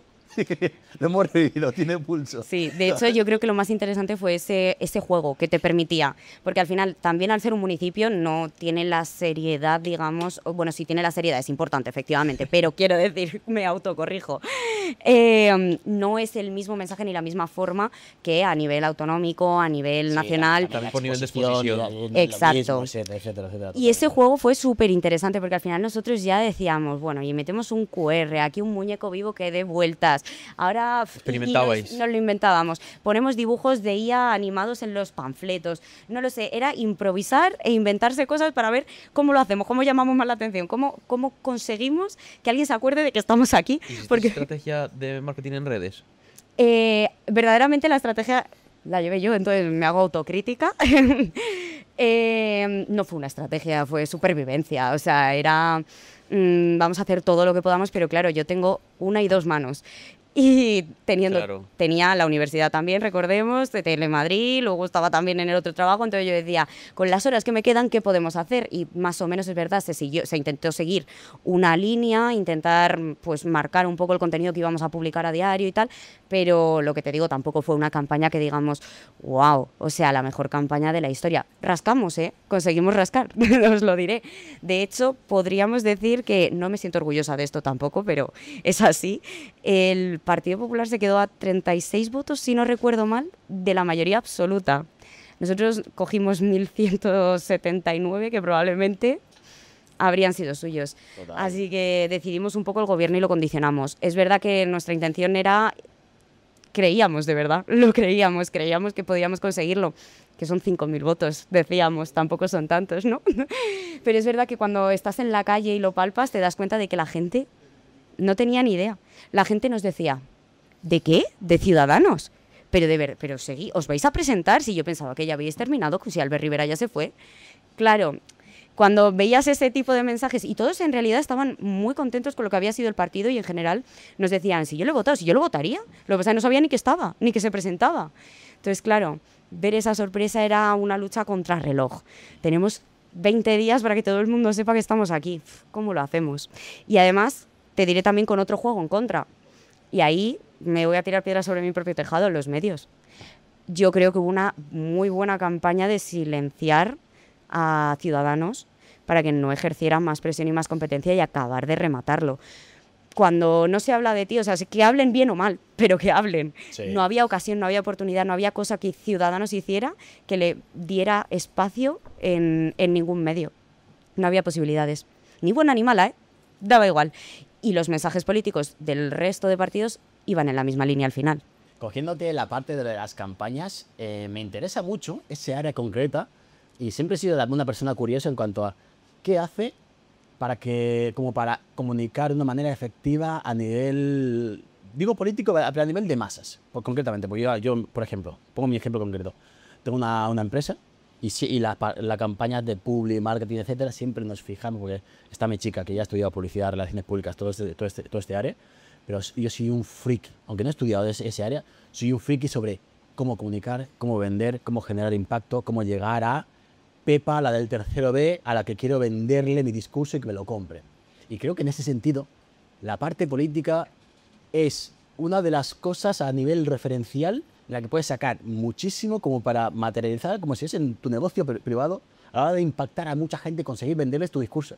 Porque, brother, sinceramente, yo creo que un político, si quiere, te puede conseguir creer que es bueno para ti que des vueltas a este edificio 3 veces al día, todos los días. Y habrá gente que se lo compre. Porque la manera de vender el discurso, ya sea porque está estudiado, porque hay patrones sociales, porque saben que mensajes rápidos, repetitivos, impactan, etcétera, o porque también aquí está aquello de, vale, pues lo mismo mi estrategia es generar un miedo mucho más grande como para que te dé yo la misma solución y me votas a mí porque te genero la necesidad y la solución a la vez. Y en ese sentido, siempre me ha llamado muchísimo la atención todos estos que son campañas a nivel político. Por eso siempre que hay elecciones a nivel nacional, soy el típico friki que se lo lee todo y se ve todas las apariciones, porque ando mirando no tanto a nivel de técnico que lo que dicen, sino el cómo dicen, cuántas veces lo dicen, el por qué lo dicen, lo que tú dices antes, ¿no? Me tiras por aquí, hay veces que te cojo la rueda y hay veces que directamente parece que soy un robot, que estoy repitiendo lo mismo y que me da exactamente igual lo que me suelte por fuera. Es una de qué está persiguiendo con eso, qué consigue, qué no consigue. En ese sentido, al final, lo que hablábamos antes, los americanos son una referencia para muchas cosas. Yo soy de los que creen que a la hora de vender, y en general para el business, son de lo mejor que hay. Y tengo grabado al menos la campaña del Yes We Can de Obama 2008, creo que fue, que me parece como una cosa muy bestia a nivel de comunicación, porque incluso creo que llegó a sitios en los que a nivel normal, o a espacios a los que a nivel normal, la conversación política no solía llegar. Y de repente llegaba. Y que empezaron a explorar nuevas vías de comunicación, entraron con la parte de influencers, redes sociales, etcétera, que era como les abrió un escenario súper bestia de exposición y lo aprovecharon esa ola. Y a partir de ahí entiendo y creo desde la ignorancia que hay muchas campañas que ya han empezado a utilizar ciertas métricas. Y luego, por ejemplo, estamos hablando otro personaje, digo personaje no en el sentido peyorativo, sino en el sentido de personaje a la hora de, así, que sería Trump en sí mismo como personaje público y el cómo expone el debate, el discurso y la conversación, que a su manera genera su impacto y llega el mensaje que quiere lanzar a su público, porque incluso ves muchas veces que tiene un discurso que quizás haya gente que por su estrato social, económico o que fuera, tú dirías, cabrón, pero si no te interesa justo lo que te está vendiendo. Pero le llega. Pero te llega y te consigue convencer. No sé si hay patrones ya vistos, no sé si hay fórmulas, no sé si hay variables que ya están detectadas dentro de esa comunicación institucional o política, que tú dices, normalmente se suele dar esto, esto y esto, o a la hora de analizar si una campaña es más o menos exitosa, tienen en cuenta X variables. Pues yo te diría que, o sea, sí que hay unos patrones, hay cosas muy claras, muy establecidas, que es básicamente la dirección del mensaje, el tipo de mensaje, o sea, hay muchos tipos de mensaje, puede ser reactivo, puede ser reaccionario, puede ser del silencio, puede ser un mensaje de simplemente el proyecto. Es decir, y tenemos que saber jugar con ellos, distribuirlos en los tiempos, sobre todo marcar muy bien los tiempos es muy importante y saber cuándo y qué decir. Cuándo callar. Y con eso lo tienes hecho, yo creo. O sea, al final el impacto lo vas a generar si el mensaje es claro, sencillo y directo. O sea, esto es exactamente igual que con la televisión, pasa exactamente lo mismo. Tú tienes que conseguir que tu abuela te entienda. Y tu abuela, en principio, no tiene una gran formación. Entonces, si tú llegas a tu abuela y tu abuela ha entendido el mensaje bien, es que vas a conseguir llegar a cualquiera. Entonces, esa es la base de formar un mensaje, diría yo. Luego también, o sea, a ver, hay muchos factores a tener en cuenta. Por ejemplo, como mencionabas también la campaña de Obama, al final creo que pues serían de los primeros en acercarse a aprovechar las figuras que ya se estaban poniendo sobre la mesa a nivel social, de artistas, de influencers, es aprovechar la baza de qué pide la sociedad, cómo se informa la gente que me va a votar, cómo les llego. O sea, si antes era a través de un periódico, pues la gente ponía la publicidad en los periódicos, como antes era en la televisión y como ahora lo es en redes sociales. Tú tienes que saber primero a quién te diriges, porque no va a ser lo mismo si te estás dirigiendo a un perfil. O sea, tienes que identificar el problema de base de tu votante y darle una solución. Y teniendo el problema identificado, la solución, también puedes complementar el mensaje diciendo que efectivamente lo que tú le prometes que vas a hacer y conseguir, los otros no lo van a hacer nunca porque sus ocupaciones son otras. Y eso es así. Por eso tenemos esa distancia a lo mejor entre, por ejemplo, en los mensajes del PSOE. Los mensajes del PSOE siempre se identifica que son muy sociales, que están muy centrados. Porque por ahí, en esa misma línea, si el Partido Popular actuara en esa misma línea de mensaje y le comprara el marco, muchas veces ellos podrían decir, si nosotros también somos feministas, si nosotros también defendemos al LGTBI. Ellos no lo hacen porque eso es comprar el marco que ellos venden. Ya todo el mundo, el votante del PSOE y el no votante del PSOE, va a establecer que son ellos los que están preocupados por la sociedad y que, sin embargo, a lo mejor el PP tiene un perfil más económico. Es lo que ya está preestablecido. Entonces, tú, sabiendo eso, tienes que jugar tus cartas. ¿A mi votante qué le interesa? ¿La economía? Pues yo voy a hablar de economía y toda la vida de economía. Y si hay un problema social que marca el PSOE, eso también afecta a la economía. Y siempre llevarlo a tu terreno, es saber jugar tus cartas teniendo 4 bases del mensaje y a partir de ahí ser claro, directo, conciso y seguir como los burros, para adelante, ande o no ande. Entonces entiendo que es más importante controlar el marco del debate Exacto. que en sí los mensajes de dentro de una vez dentro del marco. Digamos que si vienes a jugar a mi tablero de partida, tengo mucha más ventaja porque dentro de este área tengo como más peso y notoriedad porque me dedico a este microsector. Exacto. Interesante. Muy interesante. Pues ahora no lo había visto yo desde visto así, es cierto, porque si te fijas, es verdad, que incluso cuando salió el movimiento de Podemos, por ejemplo, su diferenciación con el PSOE concretamente era somos más sociales que estos. Exacto. Y era si hablamos a lo social, no nos pueden ganar. Y cuando hablaba el PSOE con Podemos, no entraban a pelear con también somos sociales. Se iban a desmarcar como en otro marco diferente. Y que cuando, en referencia, cuando hablaban con el PP, por ejemplo, su marco era somos sociales. Sí que, o sea, es interesante de nariz. Muy interesante porque lo que estoy entendiendo es que ni siquiera hacen una campaña por traer masas, sino lo principal es mantener ya la gente que tienes. Ya si se va sumando gente, genial. Al menos, claro. Ya si se va sumando gente, genial, pero el planteamiento es esta es mi línea, por aquí es donde van mis votantes y vamos a seguir aquí, vamos a aguantar esto y si se va sumando... Siempre incorporas algo, o sea, eso claro. Sí, siempre tienes que incorporar alguna novedad que esté... pero tienes que saber sobre todo con quién compites. Claro, esa es. Porque tú no puedes estar compitiendo contra todos, podemos estar compitiendo con Vox, no le interesa siquiera, porque verdaderamente enfrentarse entre ellos no les va a servir de nada, porque no va a haber un trasvase directo de votos, tú tienes que saber a quién le vas a rascar. Y claro, evidentemente Podemos, ¿a quién le va a rascar? Pues Podemos le va a rascar al PSOE, a Sumar ahora también, claro. Y el PP, ¿contra quién? Pues bueno, contra en su momento Ciudadanos, bueno, podría ser un poquito, pero es más Vox. Cada uno tiene que saber con quién está compitiendo y a quién dirige ese mensaje. Es decir, yo me la mido contigo. Entonces, sí. No lo voy a hacer contra ese, no me interesa el discurso social, no me interesa esto, no me interesa lo otro. Me interesa darte mi proyecto, que es yo soy tal, y luego además contraargumentar o dar a entender por qué yo lo soy más que el que tengo al lado. Aparentemente pareciese que era totalmente lo contrario. Por ejemplo, Vox compite contra Podemos. No, yo sí que lo entendía como lo Claro. planteaba ella. Yo literal, yo siempre he entendido Pero que... por lo que tú has dicho, eres un friki, te gusta sentarte a ver eso. Sí. Pero si tú sales y Yo preguntas... claro, yo siempre he entendido que en este país ahí está el bipartidismo de toda la vida, que ha habido un trasvase de votos entre el PP y el PSOE toda la vida. Ahora, en la que aparecieron los otros partidos que empezaron a aglutinar gente, apareció Podemos, y Podemos empezó a subir para arriba porque había una parte del votante del PSOE que era más social que lo social que hacía el PSOE, que decían, realmente voto al PSOE, pero porque no quiero votar al PP. Pero no porque el PSOE cubra esa necesidad de reivindicación social que de verdad quiero pelear. El voto de castigo. Y apareció algo más a la izquierda a nivel nacional, que fue Podemos en el movimiento 15M, y mucha gente se fue para allá. Y al PP, o sea, yo sé que es verdad que cuando apareció Ciudadanos no supe enmarcarlo de primeras.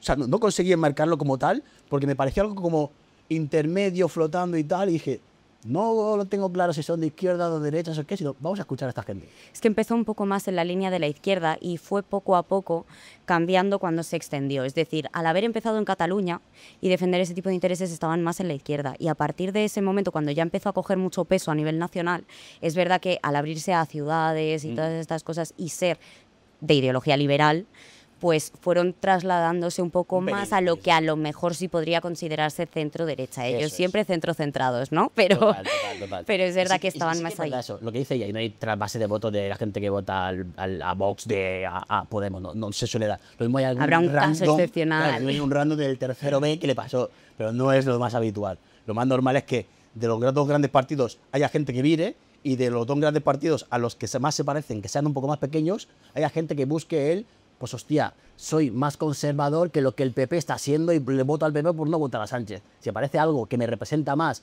un poquito más conservador, me voy para allá. Y aparecen los otros partidos. O la parte más liberal, si dices, quiero una política social vinculada a lo económico, pero no quiero ser tan encorsetado como el PP, me viro para Ciudadanos. Que quiero un poquito más, digamos, clásico, etcétera, más conservador, viro para Vox. Y es un poco ese movimiento de votos. Y sí que es interesante, sobre todo la parte de lo que tú decías de el marco de conversación. Era un planteamiento que no tenía analizado, y sí que es verdad que si te fijas, casi que si tú controlas el marco de conversación, controla la conversación. Exacto. Y a partir de ahí, las cartas las tienes marcadas. Sí, porque mismamente en este podcast podríamos hacer una prueba en el siguiente si me llamáis otra vez y lo hacemos así. O sea, intenta uno de nosotros gobernar la reunión. Digamos, eso yo creo que es lo más importante también a nivel cuando tienes reuniones de empresas, no solo en política. Y al final, si tú gobiernas esa reunión, nunca te van a hacer una pregunta que tú no sepas responder. No va a haber forma, porque tú vas a reorientarlo siempre a lo que a ti te interesa. Entonces es dar vueltas en círculo para acabar diciendo lo que te interese a ti. Y convencer al otro de que no estás haciendo eso, de que verdaderamente le has contestado a la pregunta. Entonces, yo creo que ese juego es muy interesante y creo que en general también el que sabe aprovecharlo lo puede exprimir mucho también en la vida diaria. Total. Y hay una cosa que os lanzo a los dos y a ver qué opináis al respecto con esto. Y sí que al menos en las últimas elecciones, las estatales que hubo, sí, fueron las estatales, ya tuvo un peso importante toda la parte de las nuevas plataformas de contenido. Porque de repente ves a Sánchez, que sí, con la pija y el pijo, ¿cómo es? No me acuerdo, pero sé lo que dices. La pija y el kinky. La pija y el La kinky, pija y el por kinky, ejemplo. es verdad. Aparece Abascal con Pedro Buerbaum en Worldcast. O sea, como que ya empezaron a extenderse a nuevas maneras de comunicar, que en las elecciones anteriores no llegaron a explotar, porque era una cosa que pasaron por ahí. Algunos quizás se dejó querer un poquito un volumen así alternativo, pero era principalmente tele, radio, prensa escrita. Pero ya las últimas sí que aparecieron mucho más en podcasts, youtubers, etcétera, etcétera, etcétera, ¿no? No sé cómo veis de aquí a ponernos 5 años, cómo será la campaña orquestada. ¿El peso en tele seguirá siendo importante? ¿Este peso en nuevas YouTube, plataformas digitales, vídeos rápidos, etcétera, seguirá creciendo y quitándole cota a la tele? ¿O la tele seguirá siendo, al menos en un medio plazo, el canal principal de masas? Porque también tenemos que hay una población adulta, mayor, que todavía se sigue informando mucho por la tele. Y que el debate que se suele montar, no sé hasta qué punto todavía sigue siendo muy decisivo a la hora de captar los últimos votos de gente dudosa por ahí. Yo creo que Para poder hablar de la adaptación, de las herramientas de mensaje y tal de los políticos, primero tenemos que hablar de la mera supervivencia de la televisión. Vale. Tenemos que ver si somos capaces de adaptarnos o no a los nuevos modelos, al nuevo tipo de mensaje que busca las generaciones. Yo creo que hay cadenas que lo están consiguiendo y cadenas que se están quedando un poco más atrás. Pero podría seguir teniendo un buen protagonismo la televisión si consigue llegar a adaptarse en la línea de lo marcado. Es verdad que lo que pasa sobre todo es que no se está buscando, yo creo, tanto el ampliar a otras generaciones, es decir, a las nuevas, a las nuestras. De hecho, o sea, yo no me comunico para comunicárselo a mi amiga, a mi tía. No, o sea, yo se lo comunico a mi abuela, siempre, a mi abuela, a mi abuela, a mi abuela. Entonces, claro, yo creo que ese mensaje tiene que cambiar, ese formato. Para poder sobrevivir no podemos seguir en esa línea y creo que todavía se sigue queriendo mantener audiencias, no tanto crecer en ellas. Y si creces, siempre en el mismo marco establecido, es decir, no llegar a los jóvenes. Entonces, a los jóvenes sí que es verdad que se está intentando un poco también a través de las redes sociales, que ya un poco van cobrando más protagonismo también dentro de los medios tradicionales. Y yo creo que entonces, pues, la televisión podría seguir llegando a tener ese peso también para ser decisivo a nivel de mensaje político. Esto lo meto como opinión. Yo creo que, o sea, los políticos al final no se han lanzado tanto a esas redes sociales, a esos podcasts, porque no tienen tanto el control del mensaje. Vosotros sois al final personas libres de hacer, deshacer, cortar, descortar, lo que sea. La televisión sabemos, por suerte, por desgracia, que más o menos ya sabemos las pautas a seguir, de lo que sí, de lo que no. Entonces, claro, está un poco más controlado, es más difícil que aquí se te plante Sánchez y te deje con total libertad y sin pactar las preguntas, sentirte libre. Va a ser prácticamente imposible. Nosotros incluso cuando vamos a las ruedas de prensa o cuando hay un canutazo o cualquier cosa, siempre pactamos previamente qué preguntas nos van a dejar hacerle. Y tú te puedes salir del marco. Y se suele intentar. De hecho, ahí lo veis. Muchas veces alguien tira la pregunta, pero ahí se queda en el aire. Normalmente nadie la coge al vuelo. Entonces, el mensaje lo tienen claro, ellos responden a lo que quieren responder y por tanto yo creo que la televisión va a seguir siendo para ellos al menos la forma de llegar en la línea de lo que quieren. Yo por mi parte veo un panorama que ni siquiera los próximos 5 años, los próximos 15, 20 años, si hablamos de comunicación política, la tele va a seguir mandando. ¿Por qué? Porque hablamos mucho de que los abuelos consumen tele, pero hay una generación de 45 años en adelante que sigue consumiendo tele. Y en realidad esos son una gran parte de los votantes, porque la gente joven no se interesa ni en política, ni en votar ni siquiera. Y la gente joven tampoco consume tele.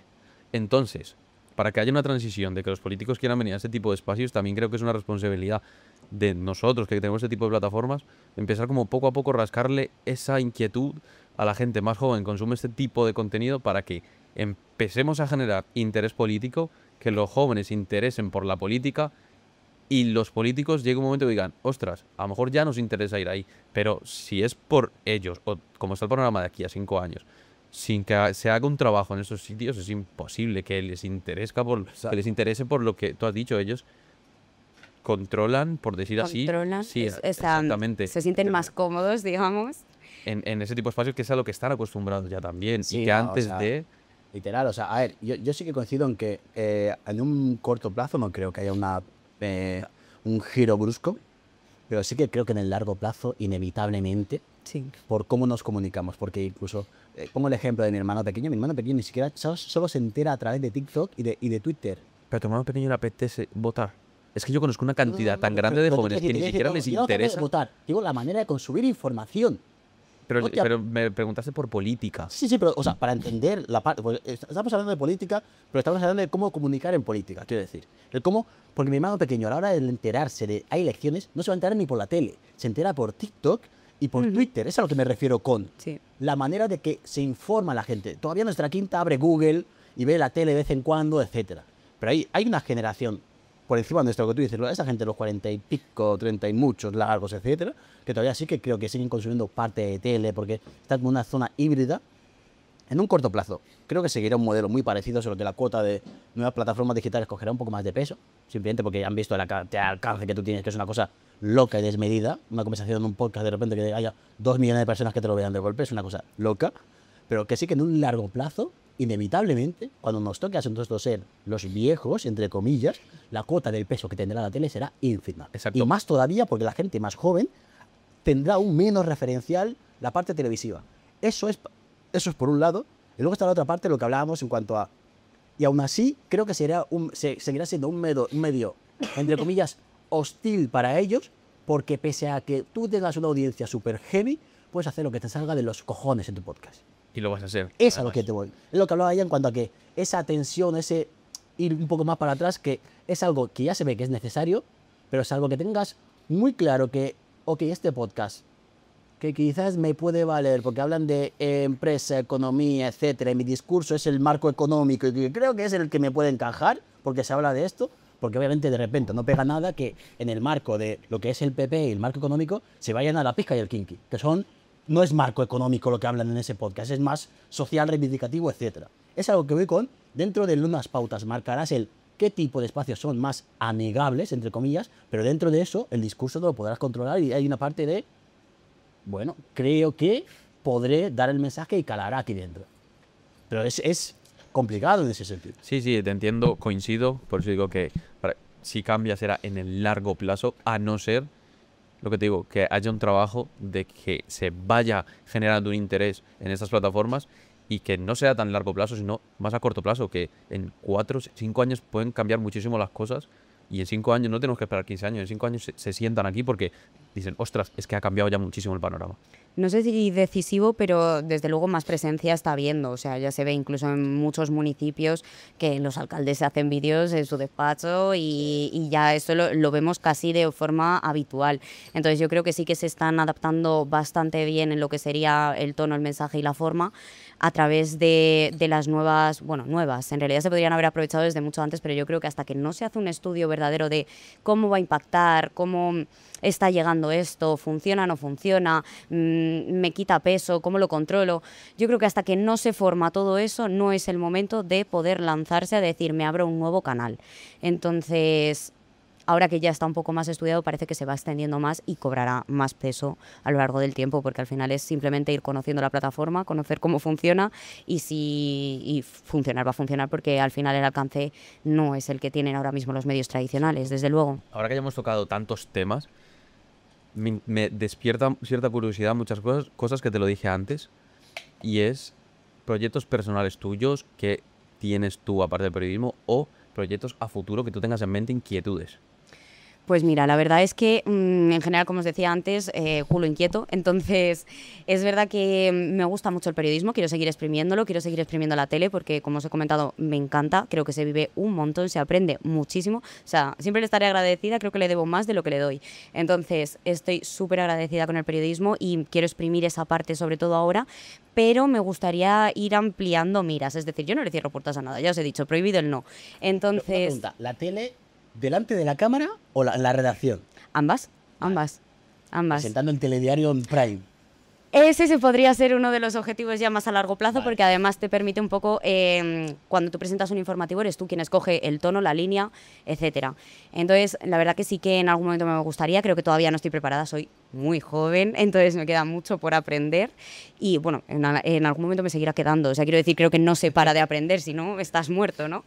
Entonces, pues sí, estoy pensando como muchas cosas, es verdad que sobre todo aprovecho para pensar cuando me escapo a Estados Unidos, que no me permite mucho el trabajo hacerlo, pero es verdad que ya en el último año y medio he estado por lo menos 3 veces y es verdad que aunque tengo mucha ansiedad cuando dejo de trabajar, nunca dejo de trabajar como tal, porque siempre estoy buscando otras cosas y haciendo otras cosas, pero creo que también en esos momentos de decir, joder, me aburro, joder, no sé qué hacer, joder, es cuando más te inspiras. Entonces yo creo que he tenido las grandes ideas, entre comillas, cuando he estado allí. Entonces, ¿ha sido productivo en el momento? No. ¿Creo que a largo plazo lo será? Sí. La verdad que proyectos que tengo en mente, pues bueno, empezando por las redes sociales, que me gustaría potenciarlas un poquito, ¿no?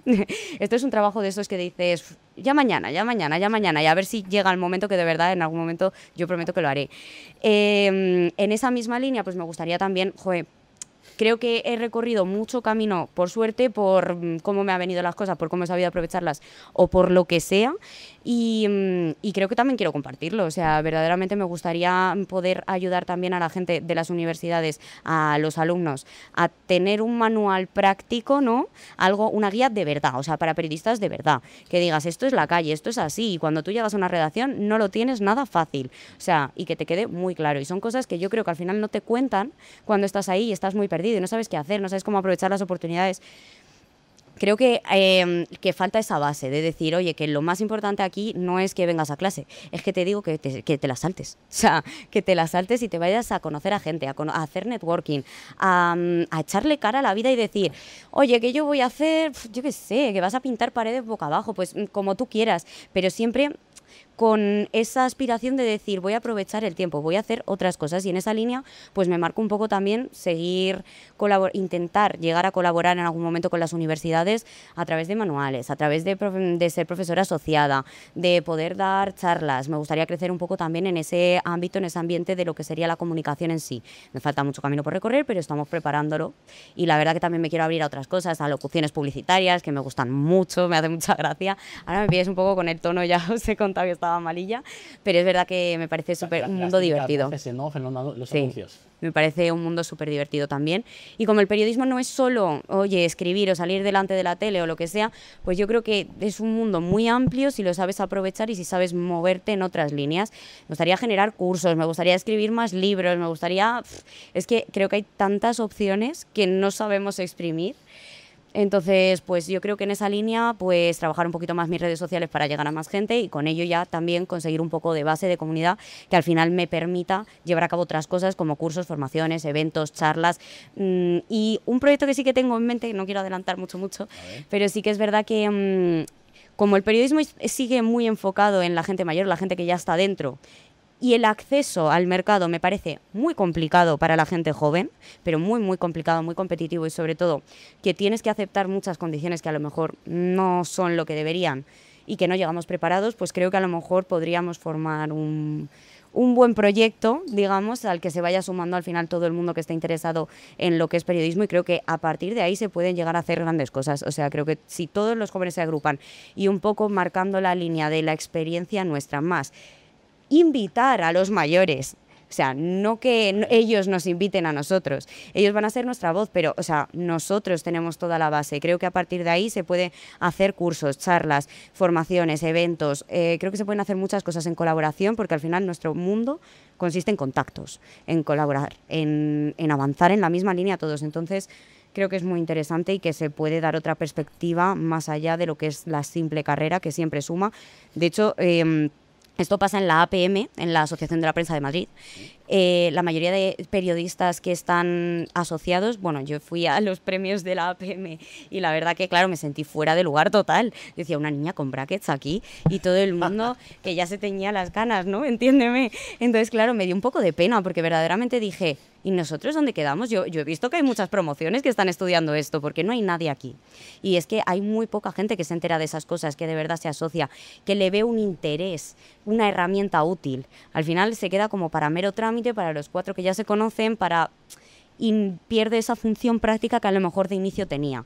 Y sí que me gustaría montar algo chulo en esa línea, yo creo. Tienes un montón de intereses y siento que es como imposible que no triunfes, con la cantidad de inquietudes que tienes y las ganas que se te ven de ir a por todo. Nico es así todo lo digo. Nos hace la pelota a todos, ¿no? No, has dicho algo muy importante, escribir más libros. ¿Has escrito ya uno? Sí, lo que pasa que es verdad que esto fue ya, yo creo que casi todos pasamos por una etapa de este estilo, ¿no? En algún momento, cuando eres un poco más joven, a lo mejor ya no sabes por dónde brotar, por dónde decir las cosas, y tu forma es escribirlo. Y es verdad que yo ya venía escribiendo y participando en muchos concursos de escritura y tal desde muy pequeña, entonces pues ya aproveché un poco el tirón y dije, joder, si no me escucha nadie, pues por lo menos lo dejo escrito, ahí quedará. ¿Y está publicado? Todavía no, estoy en ello, porque la maquetación sí que no es lo mío, confieso, entonces lo tengo un poco atascado. Interesante. Ahí coincido con Nico, al final es el mismo patrón de corte, es gente inquieta que dice, mira, oye, estoy en esto, me meto aquí y otro, lo que hablamos esta mañana es ¿quién nos manda a meterse nosotros en este tipo de fregados? Si ya estamos liados, es ¿en qué momento vimos que era buena idea, además, meterse en un proyecto de un podcast, ¿sabes? Es el mismo perfil de gente inquieta, gente que quiere probar cosas, y gente que aquello de, oye, mira, con mi tiempo quiero decidir utilizarlo en cosas que creo que me van a llenar y a hacer crecer a nivel personal, profesional, etcétera, ¿no? Es inconformismo al final y decir, pues es que yo quiero vivir, o sea, verdaderamente quiero vivir. No quiero mirar atrás y decir, pues sí, pasé 8 horas diarias en una oficina que no me gustaba nada, me levantaba amargada. Yo me levanto muy contenta. Muy contenta, siempre tengo algo en mente, siempre digo, pues puedo hacer esto, puedo hacer lo otro, y la verdad que yo creo que es muy interesante. A veces te pierdes, ¿no? Eso te iba a decir, te pierdes en tanta idea. Sí, sí, sí, sí. Y dices, hostia, tío, yo lo hablaba con Nico esta semana y le decía, Ayer. hermano, estoy pasado de vuelta. Y yo le dije, culpa tuya. Totalmente. ¿Quién te ha mandado? Porque nos gusta, al final yo creo que nos gusta llegar a ese punto. Si no llegásemos a ese punto, no disfrutaríamos tanto todo lo que hacemos. Totalmente. Creo. No, literal, literal. Y yo creo que al final pues es eso de decir, joder, pues yo sí aspiro a más, yo no quiero lo que todo el mundo ya sabe, lo que todo el mundo ya tiene, lo que todo el mundo te vende.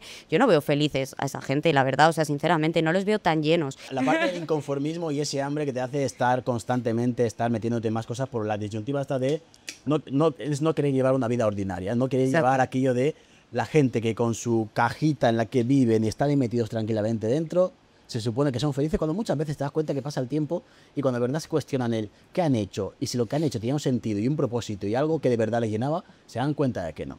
Y es esa gente que de repente se encuentra a los 50 y quieren recuperar 50 años de golpe en 5. Y se compran una moto, se van de viaje y quieren hacer 80.000 cosas de golpe que nunca no han hecho nunca. Y luego esa Miriam con 22 que ha vivido más que uno de 50.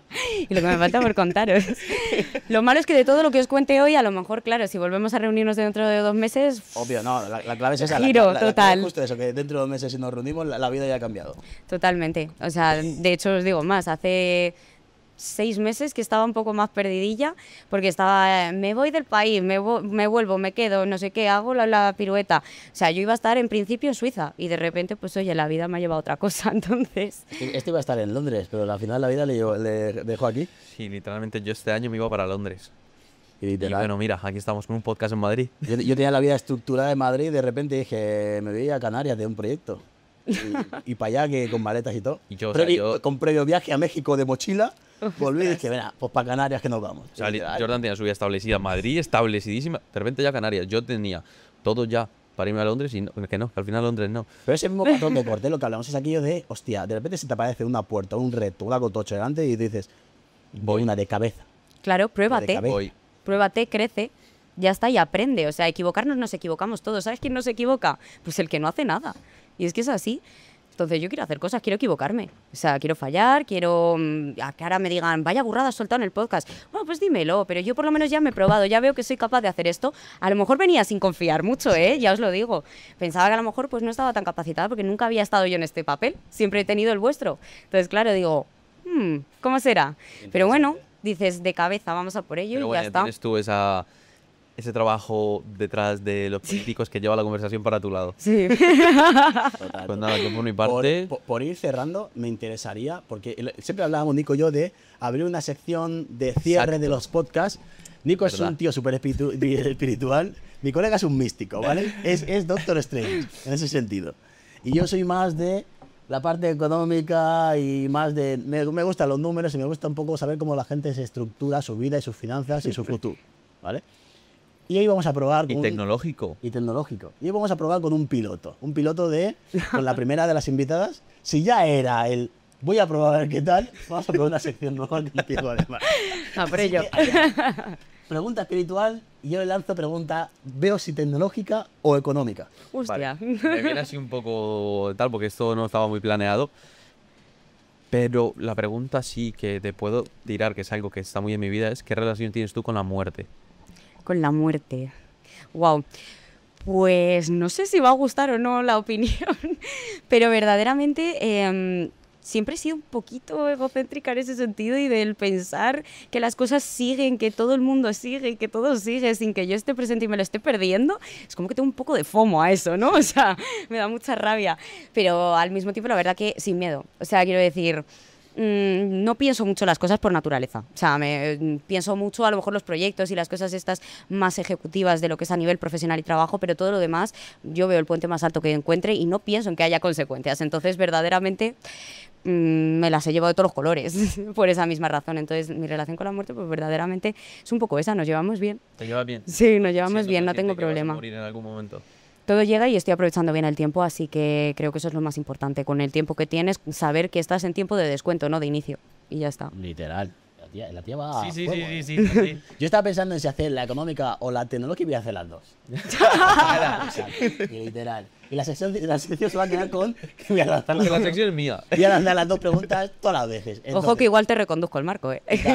Total. Y el rollo es, empezamos por la parte tecnológica. Estamos en un mundo en el que todo el rollo este de la IA, el futuro, la tecnología está como a la vanguardia, que creo que en los últimos años ha habido una evolución exponencial a lo bestia y que hay muchas teorías que sostienen que en los próximos años va a ser aún más bestia la evolución.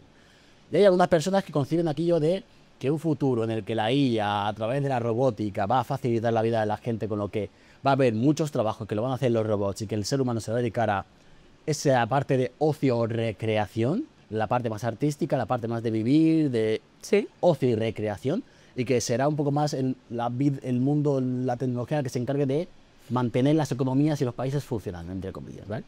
Y luego hay otra vertiente que sostiene aquello de la típica película distópica de Yo Robot, que Sí. podemos crear un monstruo que esté bajo la sábana, que en un momento dado seamos nosotros los NPCs y sustituibles, ¿vale?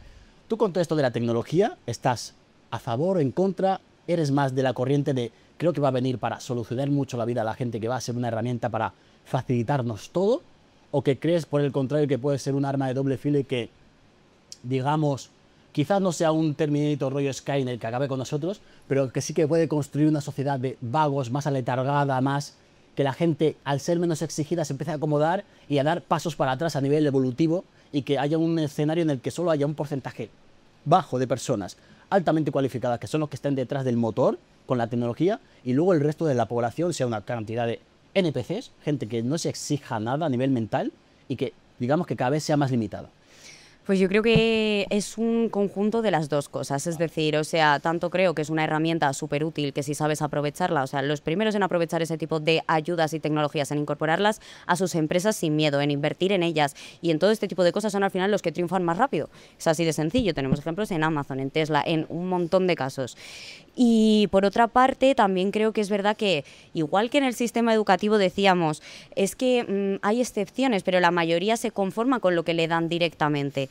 Pues creo que eso también se potencia y se fomenta mucho al final, gracias también en parte a esas tecnologías. Pero claro, es que es el uso que le demos cada uno. Yo creo que al final también, si se educa a la sociedad en otra línea, de otra forma, todos vamos a ser capaces de ver esa utilidad práctica y de decir, si has desarrollado ese pensamiento crítico, si has desarrollado esa capacidad de decir, pues esto me sirve para esto, pero hombre, no me tiene por qué limitar porque yo puedo seguir queriendo hacer ciertas cosas y aprovecharlo para ser más creativo, para ser mejor yo. O sea, quiero aprovecharme de ti, no quiero que tú te aproveches de mí. Es así de sencillo, me parece la actitud a tener, porque claro, si no, es verdad que te come, evidentemente, porque nosotros no llegamos a todos, las máquinas muy probablemente pronto sí.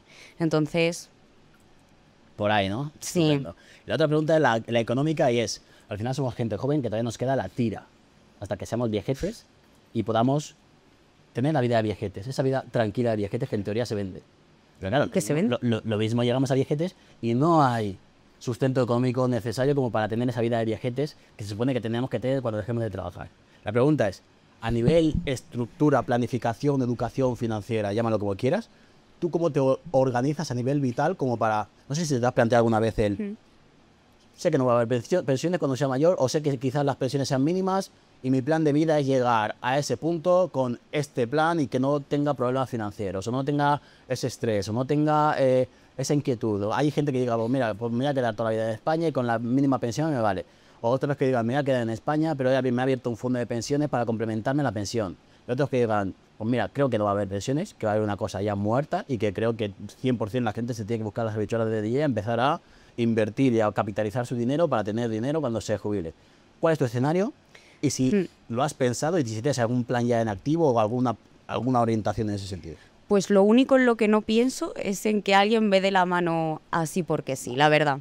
Entonces, no me paro a pensar en las pensiones. Yo ni quiero pensar en ellas, ni quiero confiar en que van a estar ahí, igual que no lo quiero hacer con todo otro tipo de ayudas, porque me gustaría mucho más que quizás se potenciara mucho más el emprendimiento, se pusieran más facilidades a que la gente consiguiera metas, consiguiera objetivos, consiguiera crecer y desarrollarse sin depender de algo externo y ajeno que puede caer en cualquier momento. Entonces, como creo que todo el mundo tiene que saber valerse por sí mismo, yo no ni confío en eso ni pienso en ello. Entonces, ¿cómo me estoy estructurando? Pues es verdad que, a ver, soy joven, como hemos dicho, entonces de momento me queda mucho camino por recorrer y mucho por aprender, pero bueno, ya voy empezando a hacer mis cosillas, ¿no? Que si ahora este fondo, me lo he estudiado un poquito, que parece que tal, fondos, depósitos, pues un poco a mover el dinero, a distribuirlo, a poner huevos en varias cestas, porque es que al final en el banco no hace nada. Si pierdo, pero bueno, por lo menos, que en principio no debería, ¿no? ¿Vale? Pero, o sea, es con cabeza todo, no es a ciegas,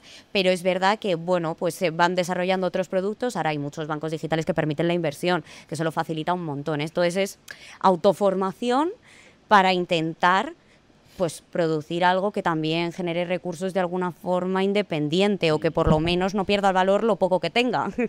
Literal, o sea que entonces se resumiría que tú partes con la premisa aquella de autogarantizarte Sí. la estabilidad financiera futura. Por si Y acaso, para que luego eso, me llueve algo, fantástico. mejor todavía. Pero que para eso es un autogestionarte ese sentido de cara a que si llega el futuro y lo hay, estupendo, porque vas a mayores. Ahora, si llega el futuro y no lo hay, ya tengas un plan previsto Exacto. para, digamos, no pasarlas, iba a decir canutas, sí, ¿no? Canutas, O sea, sí, canutas. Cuando ya seas viejo y tengas una mano delante y otra detrás, pues ya tener de trabajar y de ingresar de manera regular. Interesante. Yo tengo una pregunta más que me ha surgido ahora. Te estás inventando ya la Es que ahora hay una sección nueva. Teniendo todo este conocimiento de la comunicación no verbal, la forma de hablar, la forma de tal, tu atuendo, la forma en la que has venido vestida hoy, ¿la has elegido de una manera estratégica e inconsciente por cómo quieres dar el Sí. mensaje o ha sido un outfit más de tu armario? Pues podría haber sido un outfit más, pero es verdad que sí que lo he pensado. O sea, a ver, no es impresión, pero yo creo que un poco la línea del mensaje va muy acorde a la americana, a clásica, a demostrar un poco, es rosa, lo que me da el tono fresco de juventud un poquito, pero al mismo tiempo es un outfit clásico. Es una americana, un pantalón de tiro de traje y me han faltado los mocasines, que digo, bueno, como tampoco se van a ver, no me tengo que forzar tanto. Pero es una mezcla eso de potenciar mi seriedad, que ya la pierdo con los brackets, y a la vez de dar ese tono fresco, porque yo al final tengo 22 años y me equivoco una, otra y 1000 veces y no soy tan seria, tan formal, o sea, no soy una cachonda, ¿no? Esa es la parte que no sé contar todavía. Interesante. Yo digo, yo ya no tengo más preguntas. Yo ¿Tú tampoco. tienes ya? Yo creo que ¿Hay algún tema que no hayamos tocado y que quieras abrir? Ha estado redondito, yo creo. O sea, simplemente le dejamos un mensajito a la gente, ¿no? O sea, que no esperen a que las cosas les lluevan, que peleen, que peguen patadas, que espabilen. O sea, que espabilen porque creo que estamos muy dormidos, la verdad, en general. Y creo que la sociedad te sigue adormeciendo más, que las nuevas tecnologías nos adormecen más y nos estamos dejando llevar por un camino que no sabemos ni dónde acaba. Así que nada, eso es. Interesante. Muchas gracias, Miriam. Muchas gracias a vosotros. Amigos, estar aquí con nosotros. lo dicho, como siempre es un placer. La idea de estas charlas es traer a gente que con una conversación, con que consigamos inspirar a alguien. Despertar o- curiosidad. o despertar esa algo. curiosidad. Ese algo en una persona habrá tenido éxito en eso, en ese sentido. El objetivo siempre de las charlas es que sean útiles. Pero más allá de que consigamos, como en algunos casos, poder plasmarlo delante de cámara, este señor y yo nos tiramos, siempre que nos juntamos, hay muchas veces una cerveza por medio, eso sí que es verdad, nos dedicamos a hablar de todo ese tipo de temas, planteamientos, oye, este proyecto aquí, otro, pues creo que esto, mira, léete esto, etcétera y tal, esas inquietudes y el poder montar una comunidad de gente inquieta, gente que también vaya aprendiendo con nosotros sobre la marcha. En ese sentido, muchas de las charlas, como esta concretamente, es de gente joven que estamos hablando de la perspectiva tanto personal como experiencial, de la poca que podamos tener, y que habrá gente con mucho recorrido en el sector, ya sea la parte de periodismo, la parte de proyectos o la parte vividor. Me gusta meterme con Nico. No, en serio, que ya con mucha más experiencia y recorrido en diferentes ramas, que esa notoriedad la tenga desde otra perspectiva, de otra vía. Siempre invitamos a que cualquier persona que tenga algo interesante que comunicar o que contar, contactarnos, intentamos cuadrar, siempre estamos abiertos a conversaciones interesantes que aporten a la comunidad. Exacto. Además, este es un caso. Miriam nos contactó, oye chicos, me parece interesante vuestro proyecto, quiero estar ahí. Y mira, aquí está, o sea, que nadie tenga miedo o vergüenza de escribir. Estamos abiertos a sentarnos a hablar con cualquier persona de un tema que si vemos que va a aportar valor, lo vamos a hacer.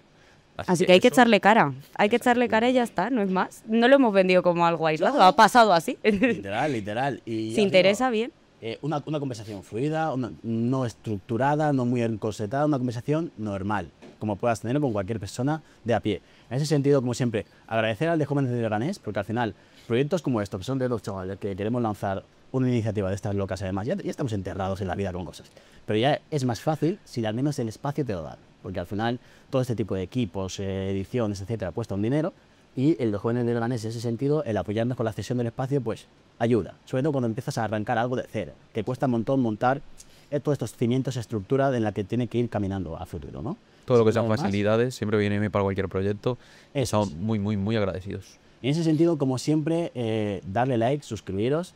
Por el momento es gratis y seguirá siendo gratis, así que y a nosotros nos ayuda una barbaridad a la hora de posicionar el canal y a aumentar también esa comunidad que queremos formar poco a poco. ¿Tienes alguna cosilla más? Nada más. Gracias, como siempre. Y chao, chao. Y nos vemos pronto. Chao.